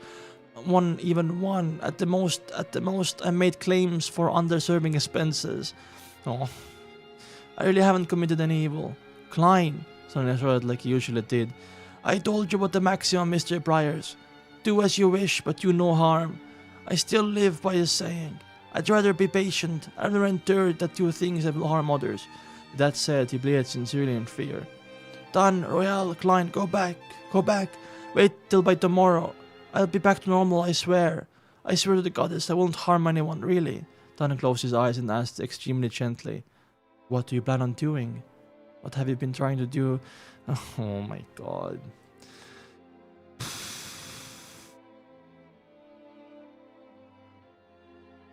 Sorry, my chat closed. I wanna see you guys as well.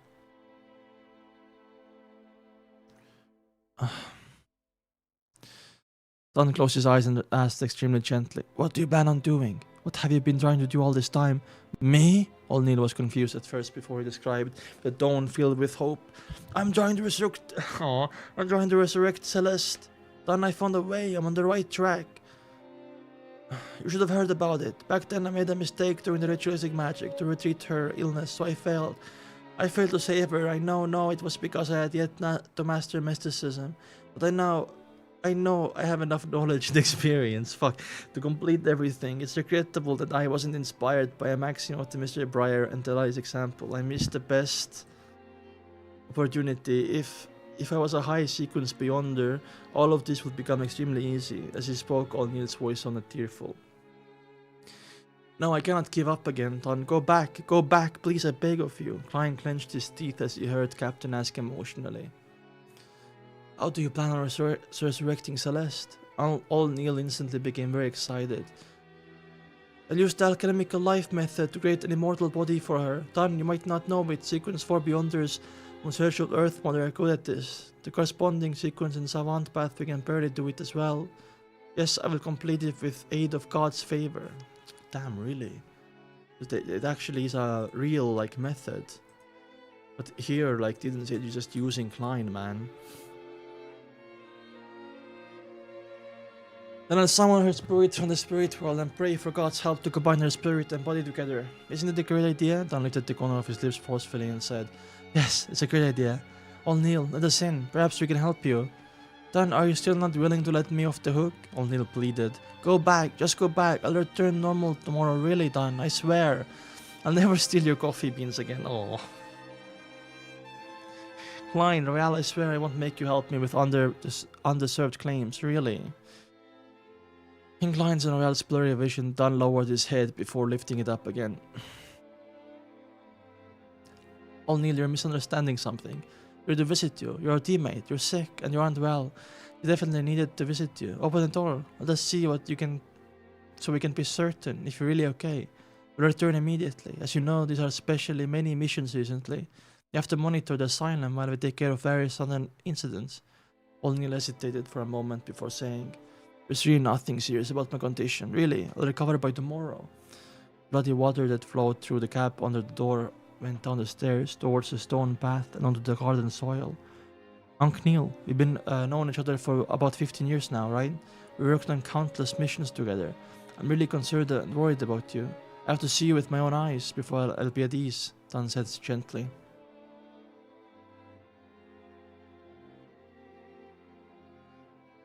Alright, O'Neill pouted. There's really nothing wrong with me. With a creak, the door opened slowly. Klein quickly wiped his eyes and allowed the sight to return to normal. Then he saw the carpet in the lobby was red and sticky, covered in blood and hair. He looked forward and up, only to realize that the living room floor was... oh god. Ceiling, round table, piano and chairs were all covered in the same disgusting, sticky and hairy liquid. O'Neill's head hung in the air. Connected by the ceiling by a thick liquid, his forehead and cheeks had a pair of eyes. They were cold and ruthless, eyes with no eyelashes. The piano keys were dancing on their own, playing a melodious tune. Dan, look, I'm really okay, O'Neill with a radiant smile. Well, Klein, you think so too, right? The moment he opened his mouth, Klein saw the same thick, hairy and bloody liquid showering inside. Dan's grey eyes shimmered as she chatted like everything was normal. Uncle Neil, where'd you learn this alchemical life and resurrection ritual from? O'Neill replied excitedly. I heard it. I heard the first part and confirmed its authenticity. It's a gift from God, he kept describing in my ears. He kept describing, he is... O'Neill's voice came to halt. More than 10 seconds later, he continued in fear and apparent loss. He's the hidden sage.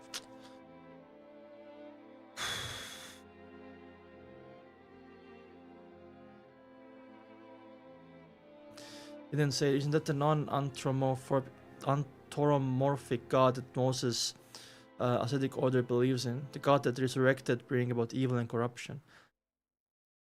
Moses' ascetic order has the complete mystery bar sequence. Klein's heart stirred as many thoughts came to him. Upon mentioning the hidden sage, O'Neill seemed to finally awaken. He looked around vacantly and observed everything. In the indescribable silence, his 6 eyes looked towards Don, and he said with a bitter smile, so, it turns out I have already become a monster.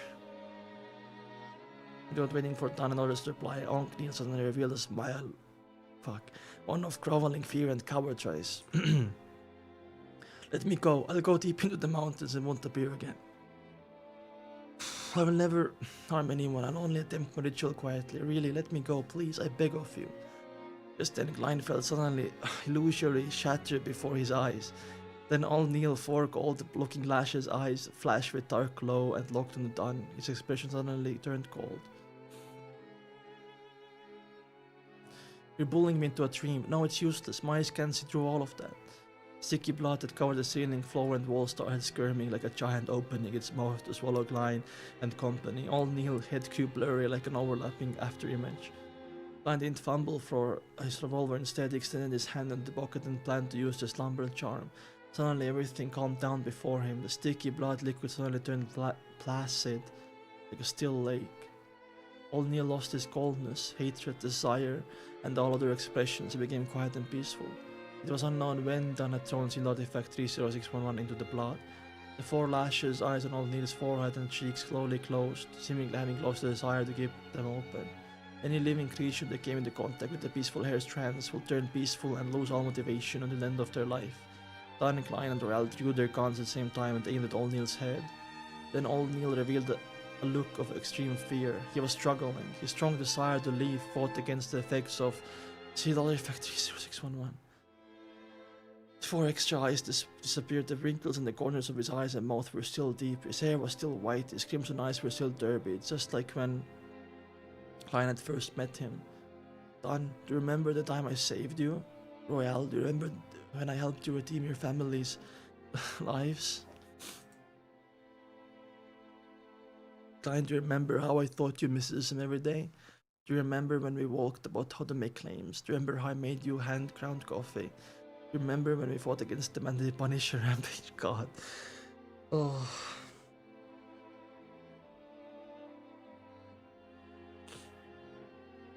The illusory bleeding echoed in Klein's ears, and his right hand that was holding the revolver trembled. He found it difficult to pull the trigger. Boom. Bang. The silver thundering bullets flew out and penetrated old Neil's head, one after another. Klein watched as his familiar abnormal face revealed a hopeless expression. He saw the man's skull tear open, the red, the white within burning in all directions. Sticky blood that coated the surroundings started shrinking as it flowed back into Arnold Neil's broken heart that was fallen to the ground. Don and Rel lowered their guns simultaneously, and all was silent. Klein looked at everything before him. Old Neil's corpse was becoming a ball of rotten flesh. He saw that there was a pair of eyes, crimson and crystal clear, yet incredibly pained amidst the blood and flesh. He felt like everything had happened was just a dream and found it impossible to bring himself into believing the sequence of events and how it had happened. He stood dumbfounded and he saw Don 2 steps forward. His figure stopped. Don looked at old Neil's corpse and muttered heavily.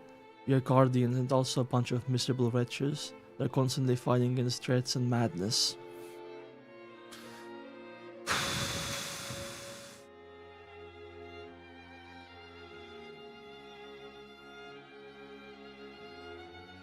I was waiting for this chapter.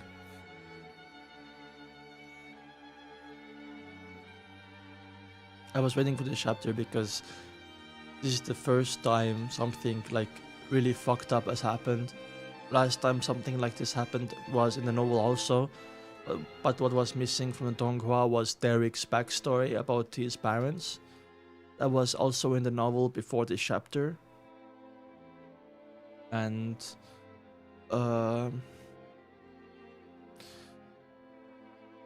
seriously, like, old Neil was one of my favorite side characters. Just because of his personality was so lively and so like breath of fresh air, you know? Like, Unc Neil was different from other old people. I don't know if that's crazy to say, but he was super like funny, super like charismatic, and a nice person, right? In his own words, like, he didn't harm anyone, but he got manipulated and gaslit by the hidden sage, and like everyone can fall for that. And the hidden sage used the death of his wife, and that's like really fucked up. Like, all my homies hate the hidden sage.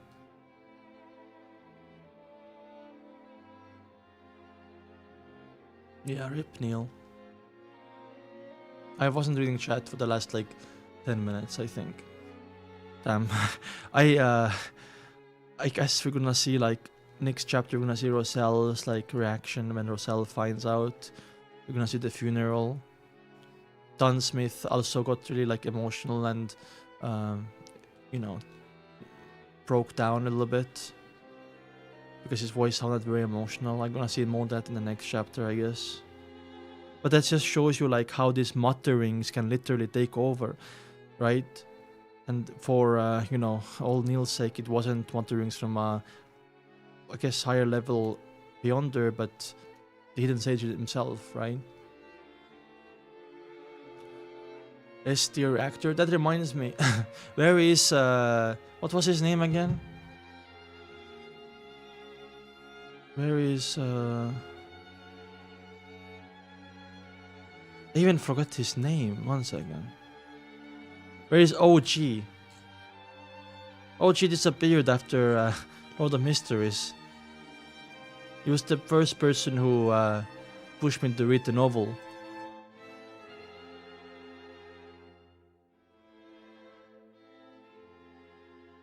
165. Let's go right now.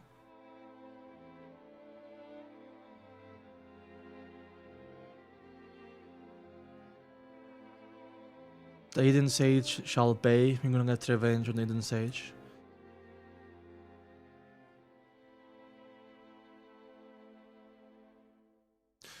So that means the hidden sage, like most cards, I think, or all cards, are like high sequence beyonders. I'm guessing the hidden sage doesn't have like a body, so he needs to be resurrected. So his soul was communicating with Onk Neil. I'm guessing, right?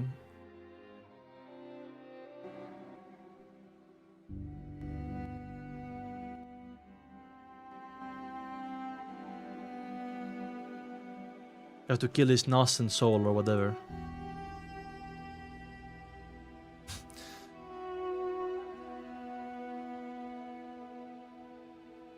Same thing with the true creator, right? Epitaph. Epitaph? What does that mean? Epitaph. A face or form of words written in memory of a person who has died, especially. Aww. Aww. Damn it, man. I will read the whole book. So don't worry.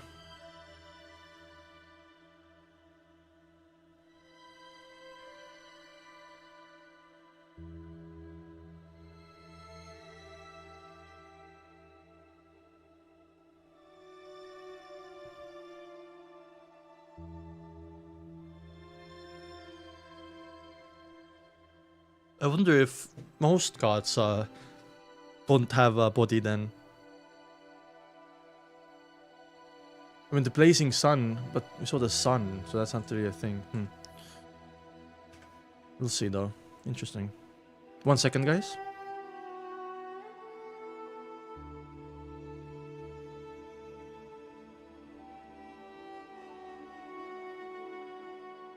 Let's go.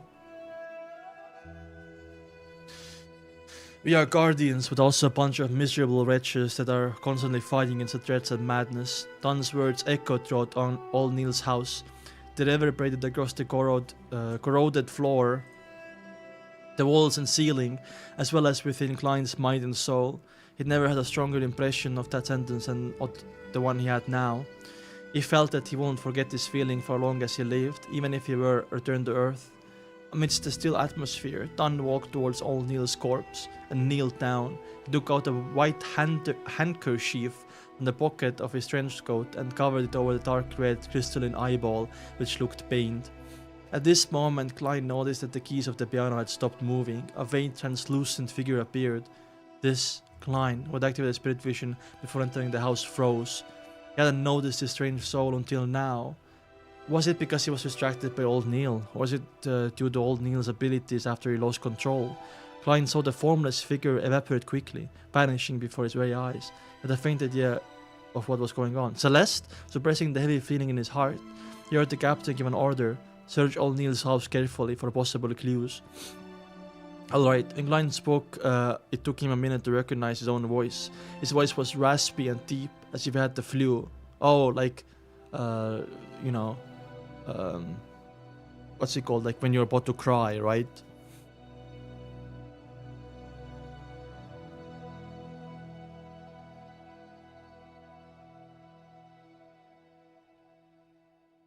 Wait, am I reading too fast or slowly? I'm reading slowly? Oh, who cares? Alright, Rael also replied. The condition of her voice is about the same as mine. It's like our nostrils are blocked, like mine. The female teammate who typically didn't have much of an expression, if he was knowing her for the first time. Placing his cane on an umbrella rack near the door, he made his way around the seal artifact 3061. He took heavy steps in the living room and up to the second floor. He then searched every room for possible clues. Old Neil employed someone to clean the rooms regularly. The rooms weren't as messy as one would expect of a bachelor. As in, like, bachelor, like, without wife. Everything, oh, god damn it. Everything was in order, as if there was a female present in the house. Half an hour later, Klein found a few handwritten notes on the bookshelf in Old Neil's room. The notes record a weird, mysterious ritual. Alchemical life. The materials acquired include 100 mils of spring water and the spring of elves. Golden spring on Sonia Island, 50 grams of star crystal, half pound of pure gold, 5 grams of phlogiston, 30 grams of red iron, and a large quantity of fresh blood from living people. He gave his own blood, right?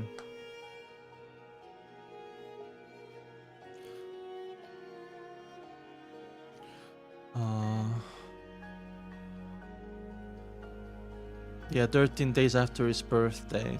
Yeah. I do consider drawing my own. Klein closed his eyes and crushed the notes.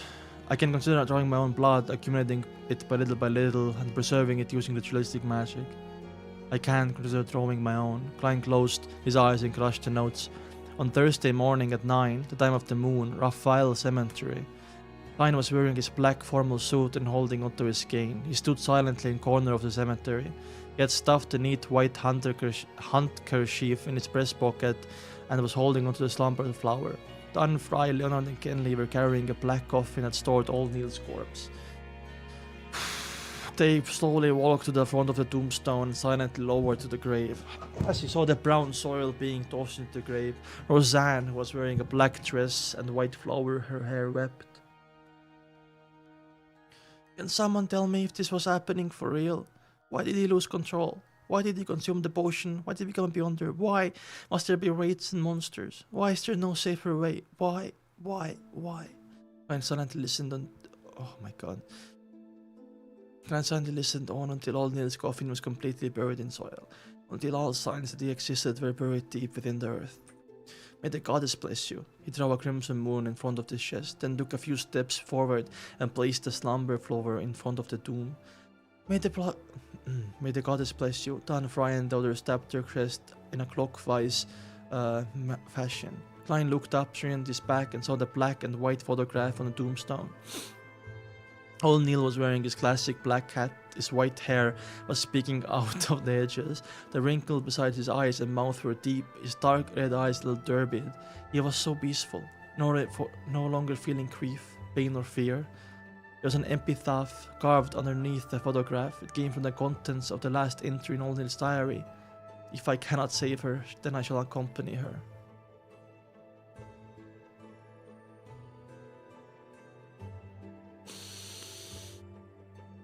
Oh, God. The morning breeze flew gently. The silence and emptiness of the Raphael Cemetery hung over everyone.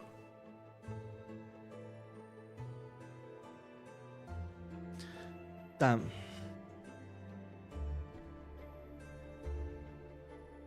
If I cannot save her, I shall accompany her, yeah.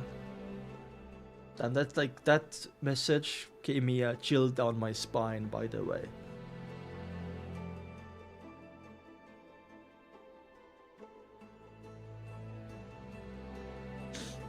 There were so many fucking good moments with Neil, man. He was so young when he died as well. He was just young man. I mean, he was old Neil, but he definitely went before his time. In the afternoon, Klein took a form signed by the captain in the armory. He opened the half-closed door. He was not young, yeah, I know, but he definitely went before his time. He opened the half-closed door and saw Brett with a thick black beard behind the table. Klein froze visibly before handing the form over. 50 rounds of ordinary bullets. During his request, he glanced at the tin can on the table. He felt as though he could smell the fragrance on the hand-combed coffee and hear the cheeky words in his ear. But why must you wait till you have spare gas? You can apply to Don and get him to approve the expenses. Fuck! No, stop! Brett noticed Klein's expression and sighed. I can understand what you're feeling right now. I myself cannot believe that old Neil would leave us like that. Sometimes even I feel as though it is a dream conjured by the captain. Wow, good saying. Perhaps this is the destiny for many Nighthawks, Klein replied with a bitter smile. It really is. And Don Smith has seen so many fucking people die. After this incident, he felt much more disappointed and hatred towards the upper echelons of the church for keeping the acting method a secret true. Let's hope that there will be fewer such tragedies. May the goddess bless us. Brent threw a crimson moon in front of his chest. He then took the application form and walked into the armory. Bang, bang, bang! The smell of gunpowder filled the air. Klein vented his frustration on the target he was shooting at. Until he finished shooting the bullets he had requested, he then collected himself and took public carriage to Gawain's house. He completed sets upon sets of exercise as if he was torturing himself until Gawain told him to stop. This is, by the way, a coping mechanism where you commit to an action, doing something all the time, so you don't think about the person who just died, right? You keep yourself busy so you don't think about them. That's what, Klein is doing. He completed the sets upon sets exercise if he was torturing himself until Gawain told him to stop. Common practice isn't there for you to harm yourself. Gawain looked at Klein with a turbid green eyes. I'm sorry, teacher. I'm a little down today. Klein exhaled and attempted to explain. What happened? What happened? Gawain asked without a ripple of emotion. Klein thought for a moment and gave a simple reply. A friend of mine passed away suddenly. Gawain was silent for a few seconds. He stroked his blonde mustache and said, a fleeting voice, I once lost 325 friends in the span of 5 minutes. It's not a competition, old man. Amongst them were 10 that I could trust with my life. Damn, that's crazy though. 325? I guess it was a war, right? Gawain shot a glance at him and let out a self-deprecating laugh. Klein laughed, sighed in realization. Ugh, that's the cruelty of war. Gawain shot a glance at him and let out a self-deprecating laugh. That's out of people, Gawain, though. The cruelest thing of all is the fact that I can never exact revenge for them. I can never fulfill their dreams, and the answer eludes me forever.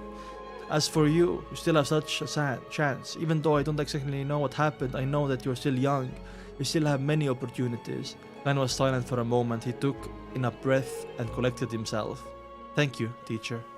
Well said, by the way. We are gonna get revenge on that bastard hidden sage. Oh my god. Gawain nodded and said without any expression. Take a 10-minute break, then do 10 more sets of the exercise you were doing just now. Klein was momentarily unsure what the expression he should show. Friday morning, in the recreation room of the Nighthawks. Klein, Sika and Fry were seated around the round table, but they weren't playing cards. One of them was flipping through newspapers, the other was looking for Oriel windows in days, and the last was holding onto a pen, wanting to write something but failing to do so. The room was quiet, no one spoke and no one joked around. The atmosphere was heavy. Klein exhaled. He lowered his newspaper and planned to focus on reading the materials he had found. At that moment, Don Smith knocked and entered the room. He looked around before saying, Klein, come out for a moment. What happened? Klein had pre-motion of what was happening. Premonition? What happening stood up and made his way out of the recreation room. Don saw the entrance to the stairway leading to the basement. He turned and looked at Klein. The person at Holy Cathedral sent is here. The person examining me is here. Klein, nerve tensed. Sesemir is here. Yeah. This episode was so good and done in the donghua. Yeah, this episode was so fucking good. Donghua. I couldn't hold myself. I just let out a big cry. It was such a beautiful way of beautifully done, and the background music was incredible in the donghua as well. They really nailed the music and the atmosphere and the description of the house and everything. It was very well done.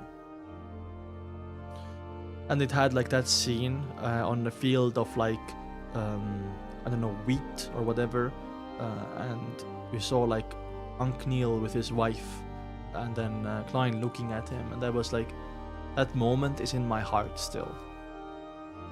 I love that like frame.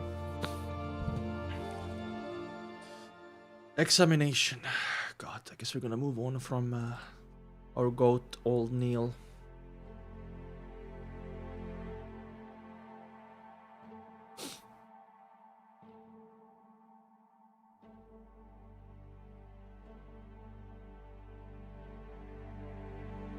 Also, if you are enjoying the stream, please like. If you haven't like subscribed yet, please subscribe as well.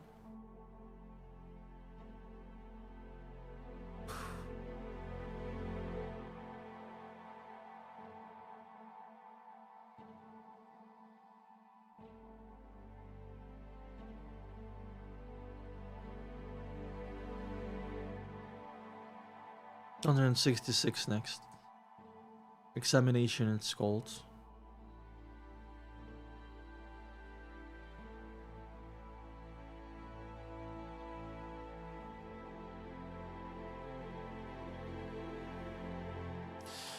There was a cold breeze blowing from the basement, providing hint of relief for Klein's tense emotions. It's finally here. Once I pass this stage, I won't have to worry about being examined this for at least half an year. Once the sequence 8 and become so-called clown, I'll possess actual combat strength with aid of divination and my flaring sun charm for backup. I'll have a chance of surviving even more relatively dangerous situations. Since I was waiting for the Holy Cathedral examination, I haven't even dared to withdraw the 300 pounds that Miss Justice transferred to an anonymous account, just in case they audit my financial situation and find out that I'm in possession of a large sum of money from an unknown source. Yeah, that would definitely be a problem. Because, you know, they're gonna just say like, oh, who is funding you? Some beyonder? Some secret organization? Just as Klein's thoughts flashed through his mind uncontrollably, Dunsmith smoothed his sleeve and said in a low voice, the person in charge of the examination is one of the 9 high-ranking deacons of the Nighthawks. Crestet Sesemir, the Holy Cathedral attaches great importance to you. A high-ranking deacon, Klein blurted in surprise. In general terms, the 13 archbishops and the 9 high-ranking deacons made up upper echelons of the church. It was said that there was no lack of high-sequence beyonders among them. 22 ladies and gentlemen were all equal in terms of their rankings. 22 again. They only followed the orders of the Gemini goddess and they were only answerable to the Pope. Interesting, okay. What is the time? It's 5:30 p.m. Taxers will get him. Yeah, they're gonna be suspicious, like, oh, someone is funding him. Dan looked a whiff of the cold wind from the basement before nodding faintly. Yes, he's a high-ranking deacon, but you don't have to be nervous. Says Crested is only sequence 5 and has yet to enter a demigod state, so you don't have to be too afraid of or reverent. Oh, his title is Beyond the World, is Goddess Sword. Oh, Goddess Sword is cool. I thought it was Sword of the Goddess. As he possesses holy item, his combat strength is similar to newly advanced sequence 4 Beyonder. Okay. I just chatted with him, he's very friendly. Goddess Sword is a cool title, by the way. If I read between the lines, Captain is telling me that he only said what was necessary. He doesn't want me to be nervous and go according to plan. Klein nodded thoughtfully and asked, where should I meet this high-ranking deacon? The alchemy room, where we concoct potions. Dan replied simply as a hint of gloominess flashed across his face. The alchemy room, where we concoct potions. The laboratory where old Neil made my seer potion. Damn. Klein slowly let out a breath and returned to the Nighthawk's recreation room and took his outwear from the clothes rack. He put it on a black trench coat, placed his hands into his pockets, and walked down the winding stairs that connected to the basement. Then he took a left turn and crossed junction. Very quickly saw a secret door under the light of the elegant gas lamps and lined the walls. He saw that the long tables in the room had been moved aside to open up a large space in the center of the room. There were 2 classic high-backed chairs facing each other with less than a meter in between them. There was a man in his 30s wearing a black trench coat and white shirt in the chair that was facing the door. So Sesemir, because he is like sequence 5, he knows about the acting method, so that's why he's like in his 30s, but he is already sequence 5, right? There was a man in 30s, yeah. His golden brown hair was cut very short and his blackish green eyes were as dark as a forest on a moonless night. The collars of his shirt and trench coat were put up and his entire chin was hidden within the shadows. Hello, Reverend Sesemir, Klein bowed. Cresset Sesemir had the right leg crossed over his left as he leisurely leaned back into his chair. He smiled and replied, Hello, Klein. You may sit over there. He pointed out the high black chair opposite of him. By the side of his leg was a suitcase made of silver. It was about the size of a violin case. Made of silver? Wow. It can carry a sword with an appropriate length. Oh, because goddess's sword, remember? Klein walked toward and sat at his appointed seat. Crescent rested his right index finger on his upper lip as he thought for a few seconds. Ever in Sesame, rah! Silver is the material for the goddess, I see. I plan to first examine how well you mastered your potion. That's not the problem, right? Not at all. Klein shook his head at utmost confidence. Very confident, Crescent smiled out, but maintained his previous posture. All he did was intently watch Klein. Klein suddenly felt the light from the surrounding cast lamps vanish as though they were swallowed by the rich darkness. Suddenly became exhausted as though his biological clock had struck the time for sleep. Oh shit. But his mind was extremely tense, making it impossible to relax. It was just like when he was unable to sleep peacefully due to the overexhaustion. They're probing your brain. Silent quote-unquote night filled his surroundings as Klein heard the noise of dripping water from a tap that wasn't closed properly. Then he heard the conversation in Blackthorn's security company and the movement of the wind blowing through the stairway. Besides that, he didn't see anything he shouldn't see, nor did he hear any noises that he shouldn't be able to hear. Excellent! Excellent, Crescent's hypnotic voice dispersed the darkness and the light from the gas lamps inside, and out at the alchemy room came into Klein's side again. Klein suddenly shook off his exhaustion and returned to his previous energetic self. He affected me without me realizing it. Is that what Sequence 5 Beyonder is capable of? Wasn't in the donghua, wasn't he tied to a chair? This is the aura of fire-wrecking Tikon. He recalled what happened and felt a little frightened. Sesame clasped his hands and put them on his knees. He bent down slightly and his lips were blocked by his collar. Oh, like this, I remember. You passed the test. You achieved a level of outstanding in the mastery of your potion. Really? That fast? I guess it was also fast in donghua as well. I need to observe to see if any hidden dangers in your mind to make sure the potion's remaining spirit hasn't changed your character subconsciously or left some problems behind. You have 3 minutes to prepare. Oh, this is good. Here we go. Klein immediately nodded and said, alright. He secretly took breath, allowed himself to enter cogitation to remove various negative thoughts. You can do that. You can like forcefully remove thoughts. Like, I would fumble under pressure and I will think about like, I don't know, killing everyone or something. Even though I don't have the intent of doing that. I will just do it because it's in my mind, you know. Crescent didn't even speak again. He took out a silver pocket watch from his inner pocket of his black trench coat and flipped it open. Then he attentively watched the second hand move. 3 minutes later, Crescent closed his pocket watch and said with a smile, I'll begin singing. Singing? Klein wore a look of confusion. Before Klein could reply, Crescent started humming a lovely melody. The melody reverberated in the alchemy room and gradually lost its harmony and went out of tune. Quick scratch, zing! Klein heard the noise akin to the scratching of blackboards with nails. Oh my god, the sound of bubble wrap. Oh, rubbing against each other. Oh, electric drills drilling. Oh, another annoying noises. Oh my fucking, I will lose my mind. The noises intensified and turned to more and more chaotic. They made him want to vent his frustration and cause destruction. I would fucking lose my mind, by the way. I will destroy the whole city.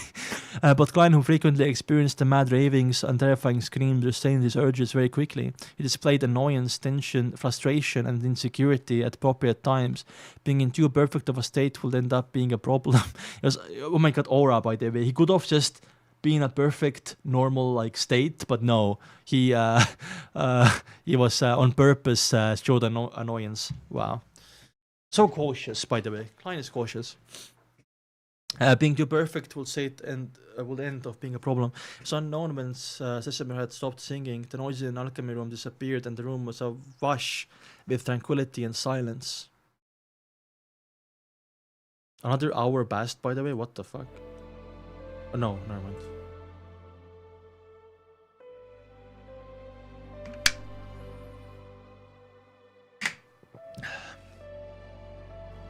Silent sure is great, Klein exclaimed in his head. Very good, excellent. There are no latent problems in your soul. Of course, if you wanted to beat me up or stuff my mouth with something, that's only normal. Crescent's mouth was blocked by his collar, so Klein could only determine his emotions through his tone. No, I won't dare, Klein admitted honestly. Crested smiled and said, Congratulations, you have passed all tests. Now it's time for the question and answer session. Oh, it's longer here. His green eyes suddenly darkened, his gaze was deep as though he could see through flesh and looked directly at the spirit. Go ahead, Klein replied, sitting straight. Crescent maintained his earlier posture and casually asked, You said that your experience in the divination club allowed you to quickly master the potion. Yes, Klein answered frankly, but didn't describe further. Smart, by the way. He's not adding stuff that's not asked from him. Crescent nodded slightly and said, And you said that your inspiration came from the maxim of the Mystery Briars and also Dali's example? Yes, Klein confirmed with this first before explaining in detail. I found out from one of my teammates who was a Mystery Briar that those who abide by the maxim of the Mystery Briars have a lower probability of losing control than normal. After that I heard that Madame Dali once said that she wanted to be a real spirit medium and that she's a genius that leveled up to sequence 7 with 2 years. After noticing both situations, I thought I could give it a try. I attempted to be a real seer and outlined some principles for a seer. The outcome was better than I expected. I mastered the potion very quickly. Reverend Sesimir, I'm not sure if you have a similar experience. When I fully mastered the potion, there was a very special, very magical feeling. Then Klein described this experience as if you only vaguely understood the acting method. Okay. Wife of Azik? I'm the husband of Azik. The man had been sorry? The man he had been when he was on Earth would have been nervous and embarrassed to speak, making half-lies before such a powerful Nighthawk, but ever since he transmigrated to the current world, he had lied so much that he was used to it. He could do it flawlessly. Now, lying is a very bad quality, by the way. That's for real. Like, if you get used to lying, you should really stop lying, because I don't mean Klein, I mean like overall. It's gonna bite you in the ass eventually, right?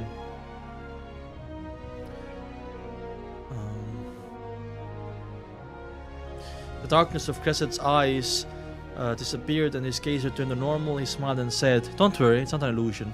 From his answer, Klein couldn't see any doubt or scrutiny, so he felt at ease. Don't endorsed your experience. I believe that you are really a genius, with a logical mind and sharp senses. Crescent complimented and asked, Did you share your experience with your teammates? Of course, Klein admitted frankly. That is good. Honesty is the best policy. I hope that I can help them lower the risk of losing control. We're teammates, comrades that face danger together. I don't have any reason to hide the truth, but for the same reason I didn't tell the clerks. Crescent uncrossed his right leg and sat up straight. His thin lips were exposed from a shadow of his collar. Bro has thin lips confirmed.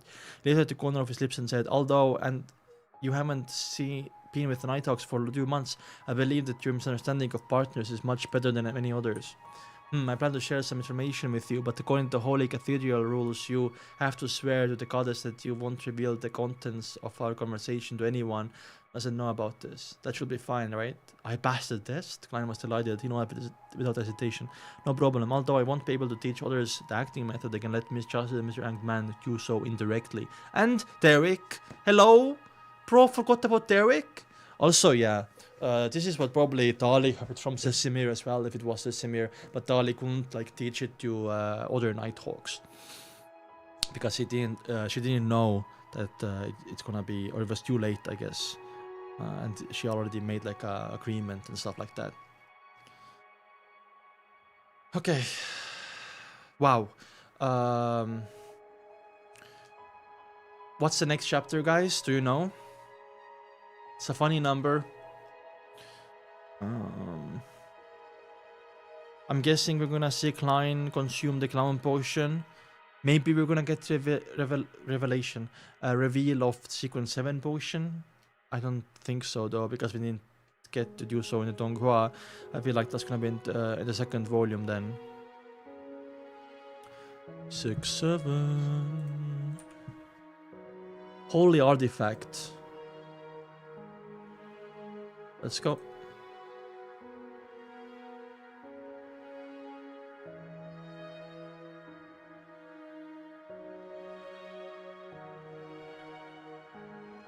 What do they mean by holy artifact though?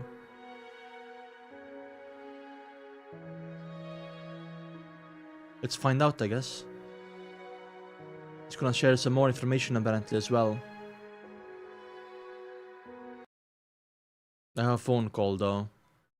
My quaint aunt is calling me. 1 second.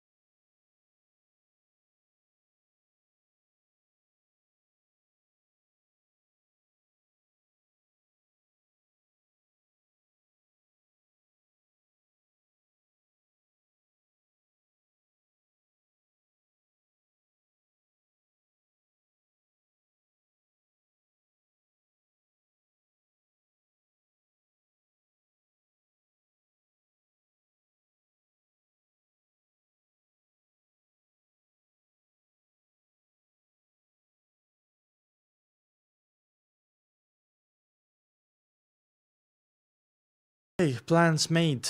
Let's go. Kate aunt called me, wanted to talk about Christmas plans, so we did that.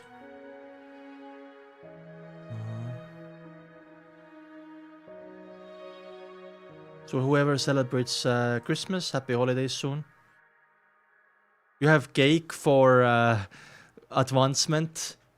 I have a burger for advancement that I'm gonna eat later. Still sitting here. It's cold now, but I'll heat it up in the air fryer. I'll do it after the stream. Happy New Year! Still have 2 weeks for that. Holy artifact, let's go. Alright, Sesame nodded. He leaned forward and swore upon the holy artifact. As he was saying this, he went down to lift the silver suitcase by his foot. Holy artifact. A holy artifact that earned you the title of Goddess Sword. Klein looked at the actions of his deacon curiously. Crested placed the suitcase on his knees, his dark green eyes instantly running black.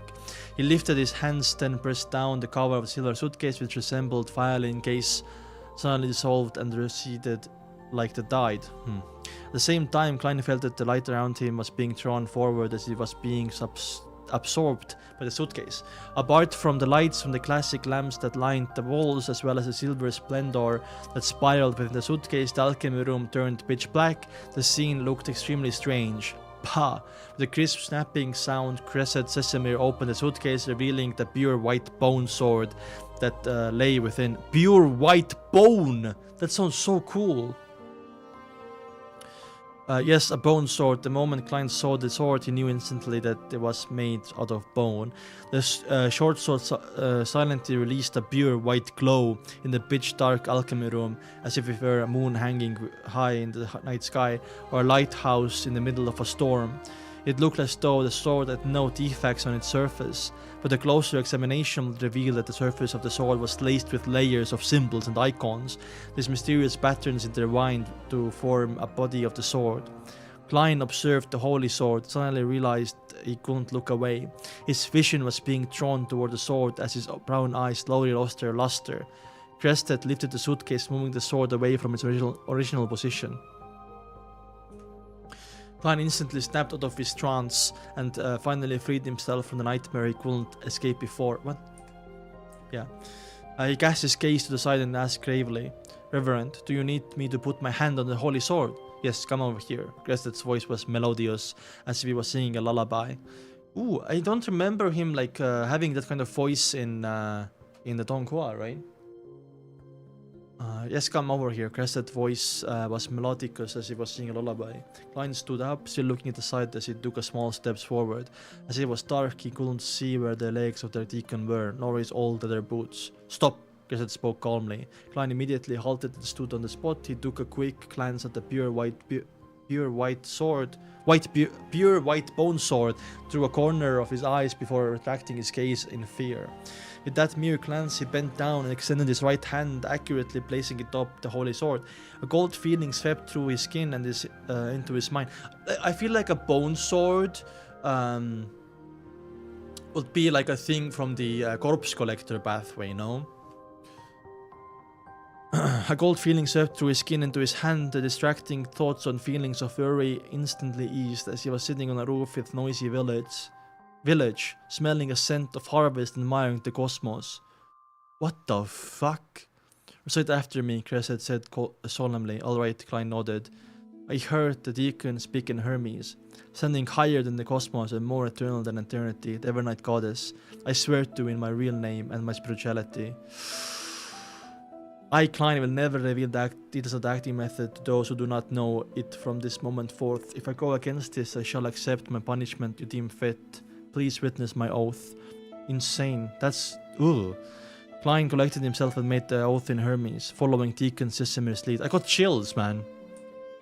He had the faint feeling that the connection has been established between him and the faraway being through the pure white bone sword. Ooh. After retracting his right hand, he threw a crimson moon on his chest. Praise the lady. Praise the lady. This is kind of like a contract, I'm guessing. This is like a main contract between you and God. That's what the oath is, basically, like a verbal contract.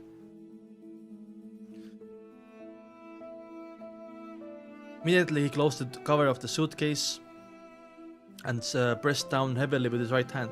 Darkness was instantly lit up as the light from the lamp once again filled the entire room. Klein noticed the black eyes of Deacon Sesamir had regained their usual blackish green. He made his way back to his chair and frowned. He asked in puzzlement, acting method. Crescent, wait, but if he reveals it to new Tarot Club members, what then?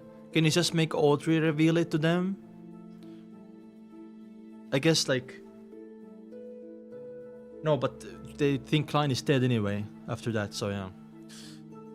You only had the right to know after you... Crescent cleared your throat without answering the question directly. He instead smiled and said, "You might feel a little confused and not understand what I'm about to tell you, but you cannot explain why that is so, for that involves the secrets of the church."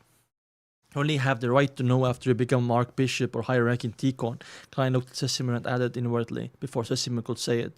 You will only be permitted to know after you become a core member of the church, such as Archbishop or high-ranking Deacon, Cresset emphasized. Klein nodded sternly. Cresset placed the silver suitcase back beside his foot and crossed his legs. In the long history of time, the church had had generations upon generations of genius beyonders, slowly figuring out a way to avoid losing control. And the core to this method is the name of the potion. It's not a critical, it's also the key.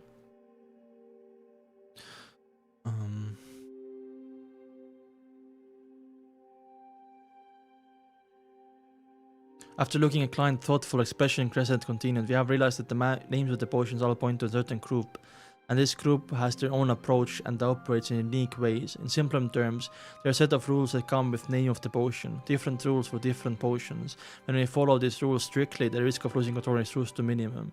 Similar to my set of seer principles, Klein took opportunity to ask. Interesting. Enjoy, Alma.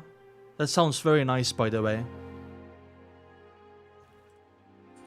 This explanation isn't as simple or understandable as the one I gave to Justice and Man. Klein silently criticized. That's crazy. Imagine doing that, Klein. Oh my god. Yes, Crescent gave an affirmative answer. When they follow the rules of potion, they become more and more like group of described by the name of potion. In other words, we are acting as a job that the name of the potion points us towards. But that is the acting method. You must remember, the spirituality of every individual is special, unique, even though the core rules must be followed by the people who consume the potion. There are always certain variations of the potion, rules that are unique to the individual. Thus, the experience of others can only serve as a guide. Interesting. Oh. Unique to the individual, not unique to the sequence or the potion. I see. Disappointed I didn't realize, Klein said sincerely. Thank you for informing me, I will remember that. Crested laughed. These are experiences accumulated over generations. After using the acting method, we not only gain mastery of the potion, but we're also digesting it, just as we should our food. We would our food. We will truly digest the potion, it will feel a unique, mysterious sensation. Understood? Understand. Digestion. This term is very appropriate. Klein pretended to be in deep thought. Nice. Give him an Oscar. After Crescent explained the method in more detail, Klein weighed his words and asked, Reverend Sesimir, since the name of the potion is not only the core, also the key, then how did the first Beyonders obtain them? I heard it was recorded on the Blasphemy slate. Yes, that is correct, Crescent replied frankly, but the Blasphemy slate was inscribed within ancient names. The names of the potions which we use today were derived in part from divine revelations. Some were also consolidated by the experiences of the Beyonders themselves. Klein nodded slowly. He pursed his lips and asked, Reverend Sesimir, since the acting method is so effective, why won't the Surge tell every Nighthawk about it? They don't want people to spam it because it makes a danger for people to like become villainous, maybe? I said the secret of the church, you will understand the reason behind it once you become Archbishop or a higher-ranking Deacon. Crescent answered unfazed. Alright, return upstairs and tell the rest of the Nighthawks to come one at a time. I have to carry out the final step of the examination. That's to keep Fry and others from divulging the acting method. Klein thought he stood up. He then paid farewell and followed the Nighthawks etiquette. How many chapters? This is the 9th or 10th one. We're gonna do more though. I don't know how many more, but we're gonna do more. I'm really committed to finish volume 1 before the end of the year. And start volume 2 before the end of the year. We're gonna do that. I am the Lord of Mysteries. I don't know why I said that. He made his way past the corridor and up the stairs, then turning to the Blackthorn Security Company. He saw Dunn smoking his pipe near the entrance of the basement. With a smile, Klein took the initiative to say, there shouldn't be any more problems. His Grace wants me to inform Fry and the others to head down the conversation with him. Yes, that is the last step. That means that there were no problems. Dunn put away his pipe and headed to recreation room to tell the rest. As he watched Fry and Zika enter the basement, Klein suddenly recalled something. He said in a hurry, Captain, we're going to have Royale, who's guarding the Chinese gate, and Leonard, who's watching out the asylum. Oh, and Kenley was on break. Dunn froze and pinched his forehead. I forgot. He paused for a moment and chortled, but the matter should not be too complicated. One of the advantages of having high-ranking Tikon examine you is that there is no need to send a telegraph to the Holy Cathedral or engage in cumbersome exchange of letters. You can make decision on the spot and hand the formula of the clown potion as well as the main ingredients to you. That's not too bad. Qilangos contain his excitement. Christmas mega stream, yeah. If you're not on Patreon, by the way, sorry, not Patreon. If you're not on Discord, by the way, I made a poll on Discord. What day should we stream the finale, and what day should we start? I guess I'm gonna make the start poll after, but 7th of December won. So 7th of December, which is I think Saturday, next Saturday. Not this Saturday, we're gonna finish Volume 1, right?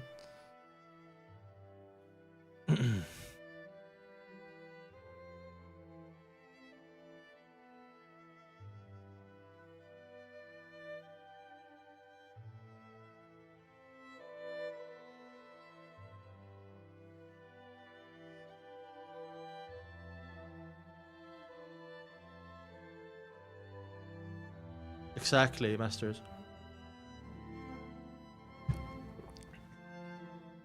Now when half has passed, as Kenley walked out the alchemy room, his expression full of puzzlement. Klein was once again called downstairs. He met the high-ranking Tikon once again. The goddess's sword, Sesemir, a second time. This time the golden brown-haired and blackish green-eyed Tikon wasn't seated. He stood there allowing the priest in the basement to blow his trench coat. Crested, collars too tall, hiding his chin and shadows. He looked at Klein and smiled. Nighthawk Klein Moretti, I announce in the name of Goddess that you have passed the examination of the Holy Cathedral. Congratulations! With your contributions, you can immediately at once to becoming a Sequence 8 Beyonder. Let's fucking go. Oh, that's it? Oh my god. That's so, what's it called? Suddenly. Varanasi to the world. I can do that, but not right now. I'll write that down though. Thank you, Vishnu. Might do that, but not right now.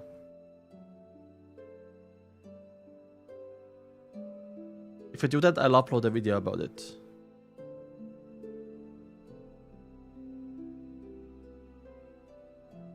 Skibidi Toilet? Like, unironically, should I react to Skibidi Toilet? In the future. 168 Clown Potion.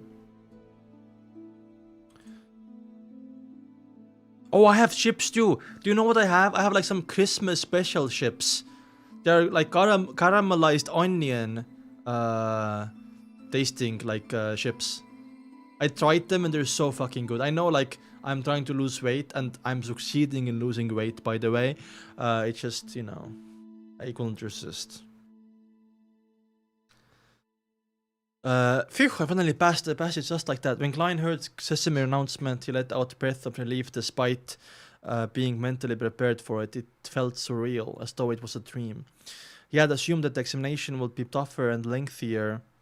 Did they pause the music? No.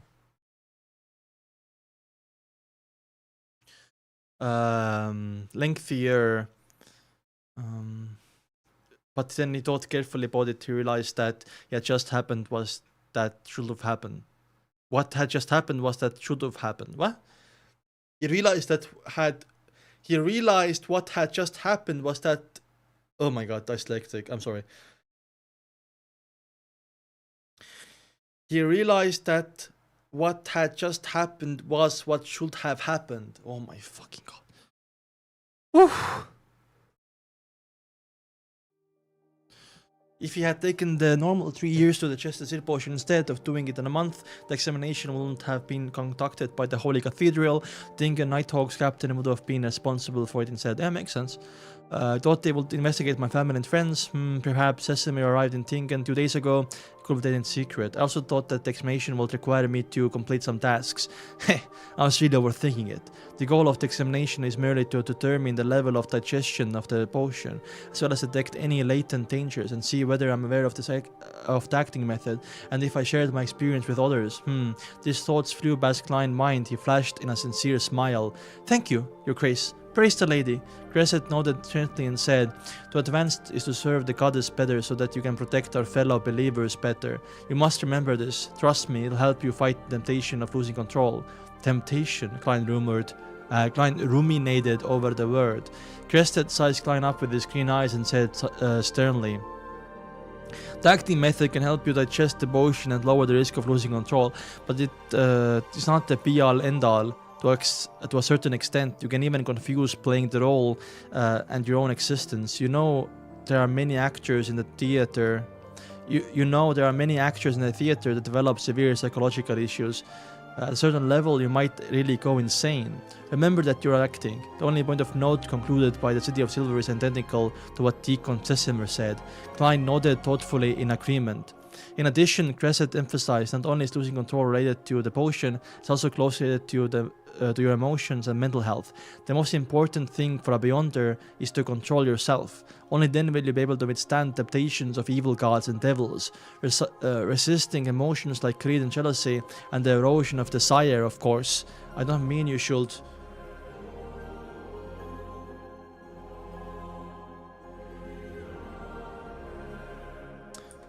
You should get rid of all your emotions and desires, because that is something that no human or ever demigod can do.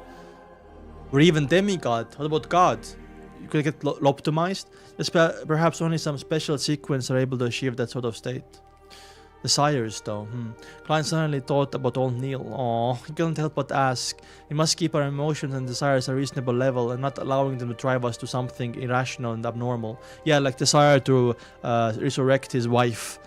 Cresset nodded solemnly. Yes, after he answered, there were wrinkles at the corner of his eyes. I mean, he's 30 years old. That's all I wanted to warn you about. Now, I'll pass you the clown potion formula and the relevant ingredients. He bent down and put his silver suitcase on the long table. He then turned around and moved a few steps, blocking Klein's view.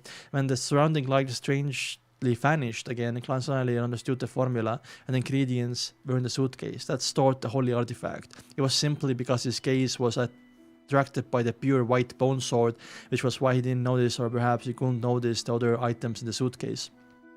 After a few minutes, the light of the gas lamp lit up the alchemy room again. Crested picked up his suitcase and moved away, presenting the items on the long table to Klein. Among them, the most eye-catching was the palm-sized grey goat horn. It looked like a miniature version of a normal goat horn, and was crystal clear, swirling with colors. There were faint layers of unique patterns. Next to the goat horn was a blue rose. There were red veins on the petals that connected them together. It seemed to form a human face with a smile. Oh god, coincidence? Oh, ha ha, hoo hoo hoo hoo, ha ha hoo hoo. Klein heard illusory laughter and crying diffused with each other, and he saw pieces of grey hollows floating in mid-air. What the fuck is going on? All the ingredients are like... So, ingredients for level 8 or sequence 8 are pretty normal, relatively normal, not that normal.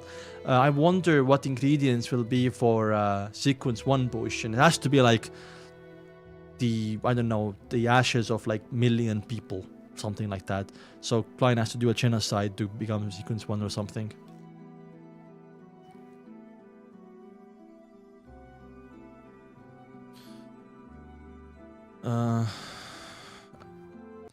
Crystal, what the fuck happened?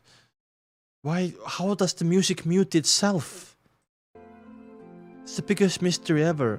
A crystal of the single horn of matured Hornatsis, grey mountain goat, and the complete stalk of a human-faced rose, the main ingredients of the clown potion. He nodded indiscriminately and took a few steps towards the long table.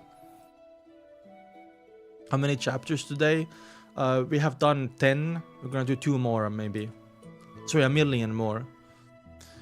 80 milliliters of pure water, 5 drops of thorn apple juice, 7 grams of black rimmed sunflower powder, 10 grams of golden gloak grass powder, 3 drops of poison hemlock. Klein looked at the unfurled goatskin parchment and compared the written content with the formula that he had memorized. After he confirmed that there was nothing wrong, he recalled the demonstration old Neil did. He took a deep breath and exhaled slowly to collect his emotions. With the apparatus in the alchemy room, he distilled some pure water in it by the potion. In the potion formula, pure water referred to the water that was distilled over and over again. Then he washed a black metal pot and threw in the supplementary ingredients, one after another. He was as skillful as back when he had done chemistry experiments in high school. As the beyond ingredients hadn't catalyzed just yet, he didn't see any obvious changes in the liquid in the metal pot. At most, he only saw powder floating on the surface of the liquid. When he was done with the preparations, Klein cast his gaze at the 2 main ingredients and gratefully thought.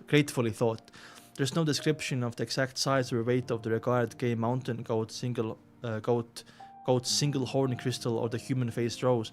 Perhaps the whole horn and complete rose have no differences, regardless of their weight, allowing them to meet the requirements. Yes, in the world of mysterious beyonders, it's definitely possible. If so, I don't have to worry about putting in excessive amounts of main ingredients. After a few seconds, Klein picked up the human-faced rose and threw it into the metal pot. When the strange flower touched the liquid, it immediately produced a sizzling sound. The surrounding illusory laughter became shrill. Klein didn't delay any further as he immediately grabbed the crystalline mountain goat horn and threw it into the metal pot. Poof! Terrifying laughter disappeared all of a sudden, and the surrounding grey hollows slowly converged into the metal pot. Klein lowered his head and saw the liquid in the pot was colored a mix of gold, yellow, and red. However, the 3 colors remained extremely distinct at their boundaries. There were bubbles churning and sizzling from the liquid, but they failed to escape from the pot and ended up bursting silently. Oh god. The scene reminded Klein of Sprite. Ooh, I love Sprite! Sprite mentioned! Sprite Zero is the best fucking beverage of all time, by the way. Behind Pepsi Max, sorry. Pepsi Max is the best beverage of all time, and then Sprite is one of the beverages of all time.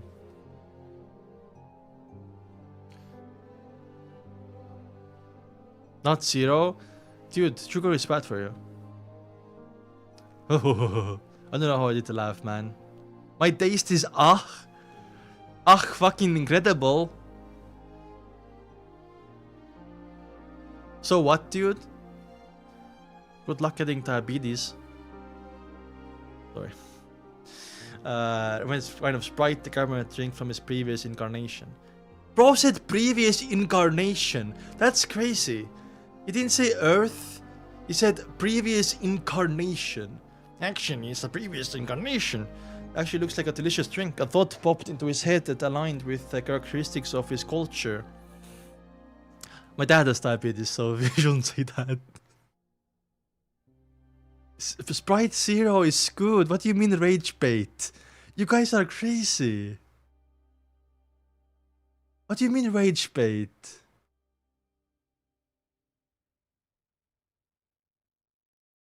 Pepsi Max, Sprite Zero.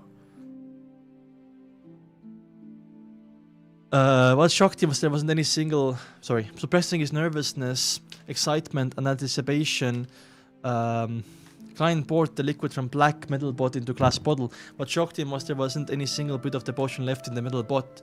It really is a potion that turns a weapon to beyonders. Klein raised his right hand and he looked at the beautiful looking 3-colored liquid. Sesame, who had been silent the entire time, suddenly smiled and said, "Don't worry, at the very least I didn't notice any problems with the concoction of your potion. I've been waiting here to ensure that no accidents happen after you consume the potion. Don't worry, as long as it isn't anything serious, I'll be able to save you."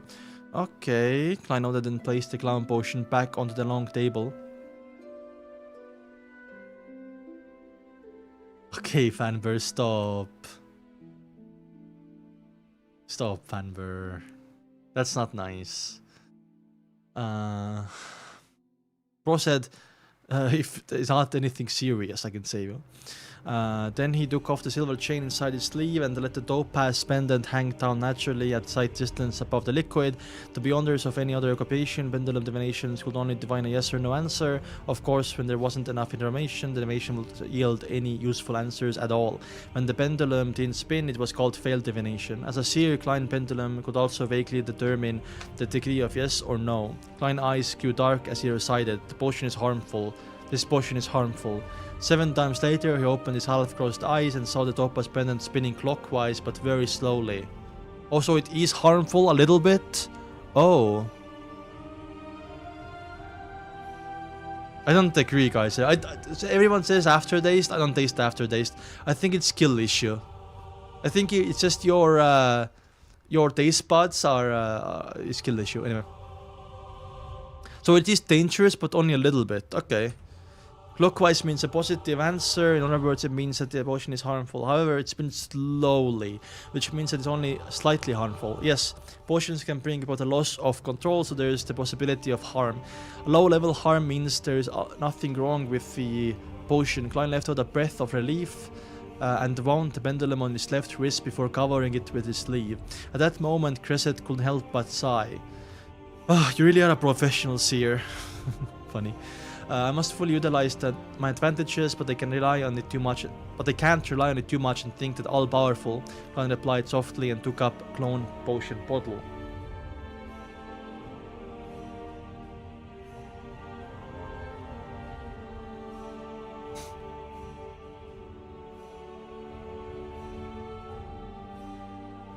You nerve yourself because you can't handle sugar?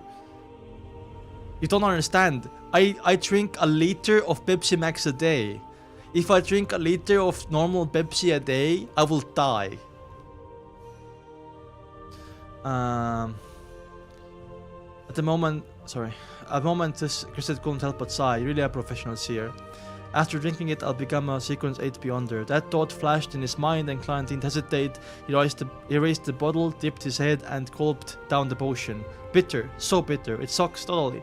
He instantly realized what it meant to look good on the outside but rotten on the inside, exactly. His face had contorted as a result of the potion. He wanted to puke, but he couldn't. The Klein realized that his face was flushed red, as for the rest of his body they were experiencing a similar reaction. He was convinced that he looked like a steamed lobster. As for his spirit and mind, they felt like they had extracted into a thin needle, fusing with potion, drop by drop as it stabbed each other, every one of cells. It was feeling that needed more microscope to observe his cells. Klein stood there and saw the intruder invade his body most minute areas. The intruder as in the potion, I guess, right? For a few seconds it felt like a robot that was having its parts and electrical circuits swapped out. After an unknown period of time had passed, his mind reflected his figure and thought as though he was listening to himself singing through his own ears. Through the strange projection, Klein discovered that he could precisely control his facial and body motions. Meanwhile, his ears buzzed. He heard the murmurs and shouting echoing around him, which had not happened in a while. Hornatsis phlegrea, Hornatsis phlegrea, Hornatsis phlegrea. Ugh, imagine the layered spherical light and slowly entered cogitation state bit by bit. He escaped from the state of having his spirituality seep out, where he had a slight loss of control. At that moment he knew that he had advanced successfully. He knew that he was sequence 8 clown.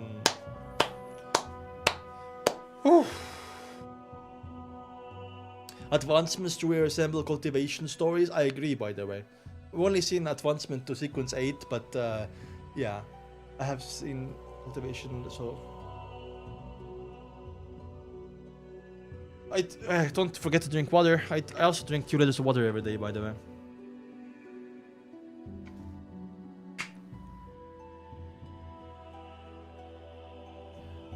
Clown! He's clown! Everything is now gonna look up for Klein, right? Surely. Nothing bad is gonna happen with the Nighthawks.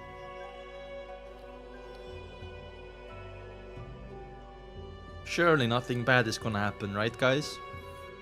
Oh god, I'm so scared for the finale, because in the donghua it went so fast. I've been saying this as well. It went by so fast, but in the novel it's like a slow burn, right? It's gonna be super emotional.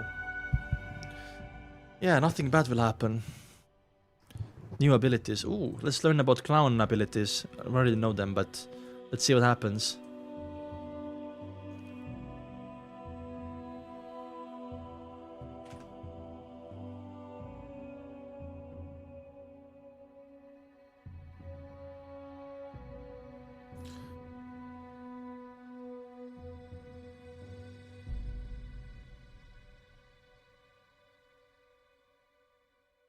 Don and Darling will get married, yeah.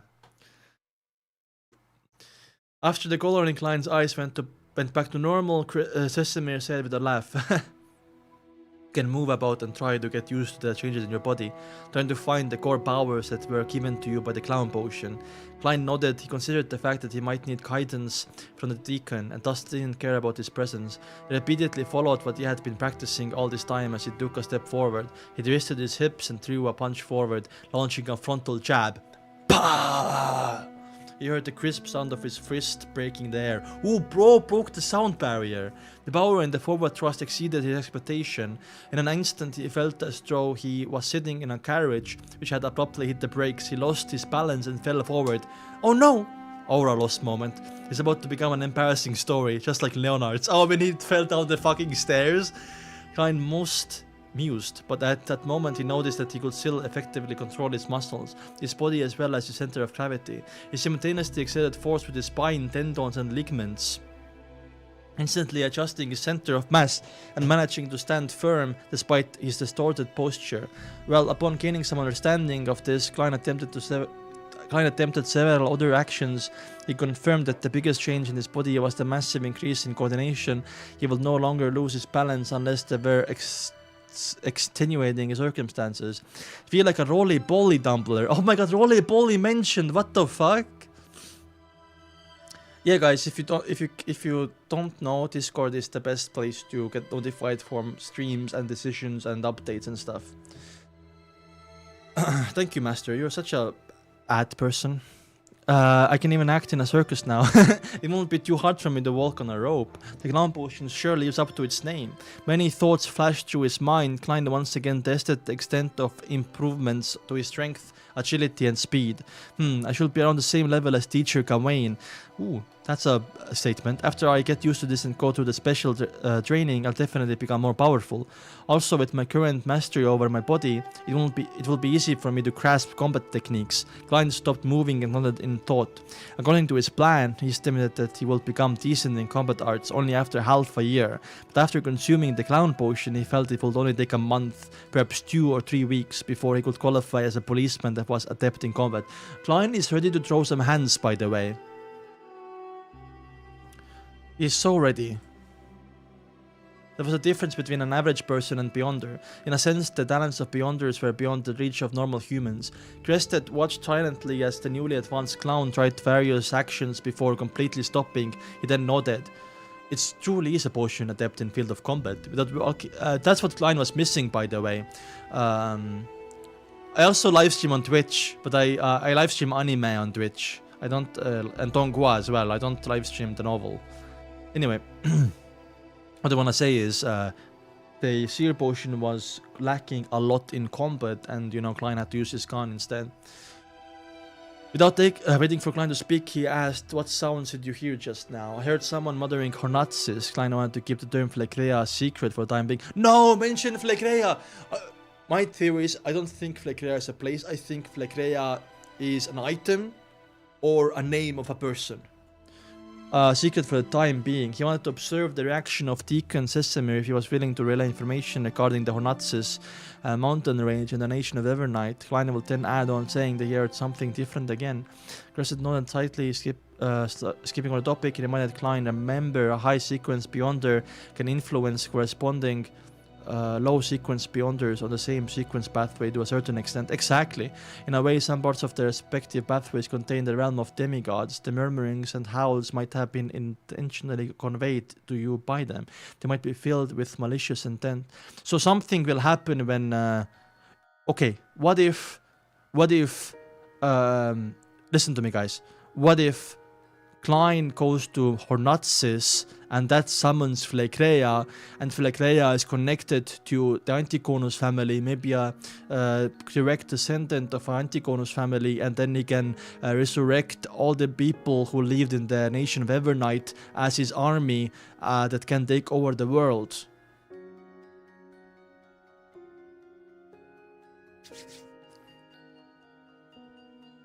I'm not cooking. Okay. You must... Where was I again? You must be even more cautious if the sequence pathway belongs to an evil god. At a chat with Dunn just now, the Night Hawk in your team who lost control recently met with such a situation. Oh yeah, Hidden Sage. Klein's expression darkened. He nodded solemnly and said, Reverend Sesamir, I'll remember this. If I am not be tempted by the murmurings or howls, I will not be corrupted by them. Yeah, 169 is a chapter. Could this be the reason why the Search of only provides the pathways for sleepless and corpse collectors, while hiding a large number of the other pathways? After all, the sleepless pathway belongs to the Evernight goddess, and death, which corresponds to the corpse collector pathway, has already fallen. Exactly. That's why the research will still offer the Mystery Briar and Series, because these two jobs are support type and can fill the shortcomings of Sequence 9 and 8 pathways or Sleepers and Corpse Collector. Furthermore, they're only at the beginning of the pathway, so the influence they can gather won't be too prominent. Good analysis, Klein. Very fucking good. Oof. But this doesn't explain why they would hide the names and unique traits of the potions, or the lack of the information as to what one should take note of when facing them. Klein retracted his thoughts when he saw Sesamir pick up his suitcase to leave. He adopted a curious tone. Sesamir, I would like to know how to act as a clown. Do I have to go in a circus? Cresset smoothed his tall collar and chuckled. According to the corresponding of philosophy, you just made the mistake of formalism. Oh. So, not as a clown. Like, clown, you can use it as an insult. Like, you're such a fucking clown. Right?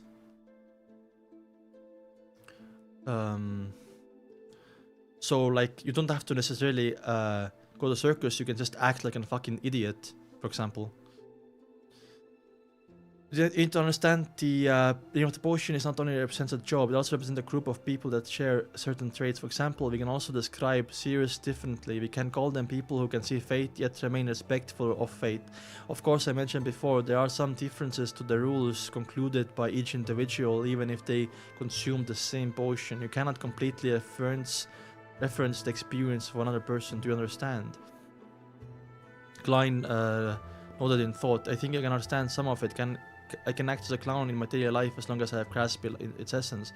In theory, Crescent answered, being careful about his choice of words.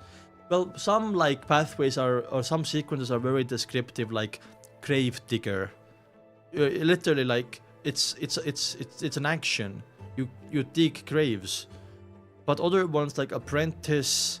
Oh, what the fuck? Oh, what the hell? What is this fly? You. But other like sequences are not as descriptive, and you have to make up your own like assumption of the how to act as that sequence. In theory, Crescent answered, being careful about his of words. I understand. Klein threw a crimson moon on his chest. Thank you, Reverend Sesamir. May the goddess bless you. Just what is the essence of a clown? If I don't take into consideration what a clown represents back on Earth and only think about what it means in this world, a clown is a job that entertains people using ridiculous methods. For example, hilarious get-ups, accelerated actions, trickster-like performances. The goal is that they must be ridiculous and they must entertain others. It is a little off. Must I consider it from the perspective of court jesters from ancient times? Ryan thought about it silently as he felt at loss. Crested looked at him and also threw a crimson moon before his chest. He smiled, revealing the twinkles at the corner of his eyes. May the goddess bless you, dear. Exactly, Grovish.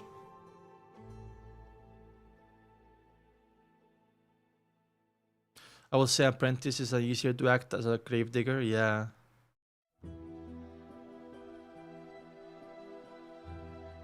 At that moment, Klein suddenly perceived something, an intuition that felt like a prediction that the Sesame would put his left foot forward.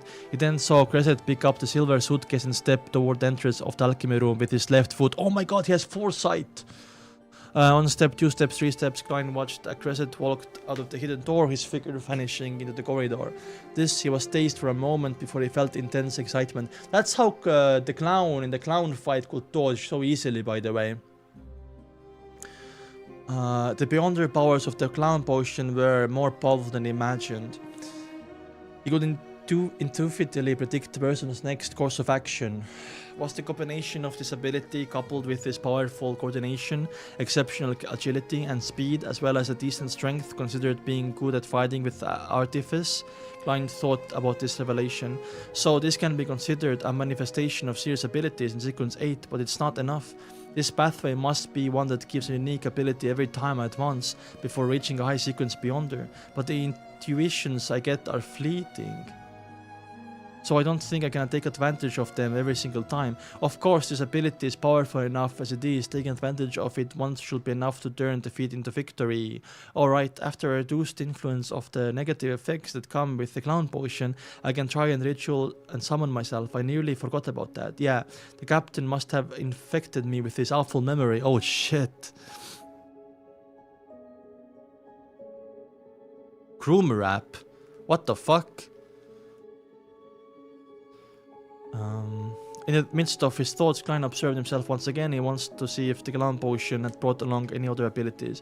According to the confidential records of Nighthawks, if the potion would allow the person who consumed to gain mastery over a certain spell, the person would be able to faintly detect kinds of spells he obtained after advancing as if he was being instilled with knowledge. But I don't sense any of that. In other words, Clown doesn't come with ability to quickly cast spells. As reported in the confidential records of Nighthawks, could the meaning of crafty be that, and I can now effectively use my expressions and body language more easily, fool people with my lies.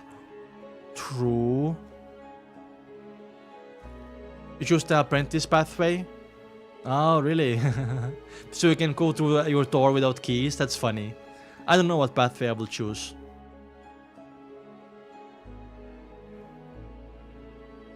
Could the meaning of crafty be that I can now effectively use my expression? Yeah. At this moment, he couldn't help but think back to the clown that he had encountered previously. The clown peculiar and varied spells had left a deep impression. I mean, that will be sequence 7, right? And spells and stuff, like kind of like a magician, I guess, or mage. That member of the Secret Order is probably sequence 7 beyonder. His clown getup was purely to mask his facial features to avoid being placed on a wanted list. Exactly. It's no wonder that he could hold his own against you, the 2 sequence 7s and the sequence 8. If he had deciphered the fact that I was under influence, sealed artifact U049, and avoided falling under his control, then of me might not have been enough to deal with him. Exactly. One sequence 7 seer or 100 Kleins sequence 9 seer. Who would win? Of course, Clown is not completely devoid of spells. There are still spells like these. Klein walked toward the long table and picked up the piece of paper that was Clown formula written on. His pupils darkened, and flick of his wrist he tossed the piece of paper into the air. Bah! It was as if his soft piece of paper had become dagger. Ooh, and it pierced itself into the wall of the alchemy room. That's so cool. It can bring deck of tarot cards with them in the future. They can be used as a divination or as weapons. That's so fucking smart. 100 Kleins would win, yeah.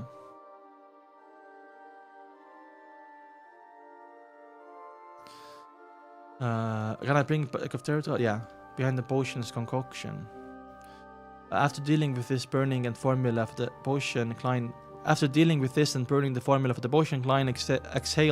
and left the alchemy room, closing the secret door behind him. For the time being, he didn't feel like trying to entertain others through ridiculous methods because of what happened to old Neil. He tended to lessen the influence of the potion through cogitation first. Ooh, smart. Phew, this is going to be a brand new experience again. No matter what happens, I'm no longer just a supporting member. Yes, ever since old Neil passed away, I'm the only one left in Tingen Nighthawks team that can provide support. The Holy Cathedral will most likely send a mystery prior or a seer to the team.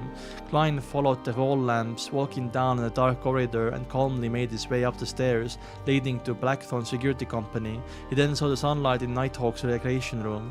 The sunlight as shown in through the oriel window, sunlight which was pure and warm. Aww. Copper whistle, that was cool.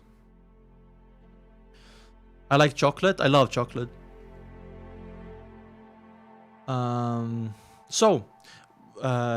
Klein wants to sequence 8 clown. I don't think we're gonna learn about sequence 7 until volume 2.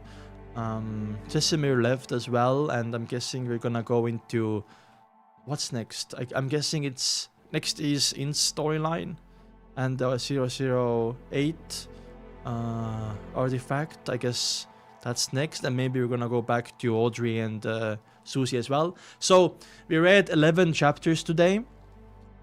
We're gonna come back on Saturday to read up until 180 or 185. So next all the mysterious themes on Saturday, and that makes us to be on track to finish Lord of Mysteries Volume 1 next week. So yeah,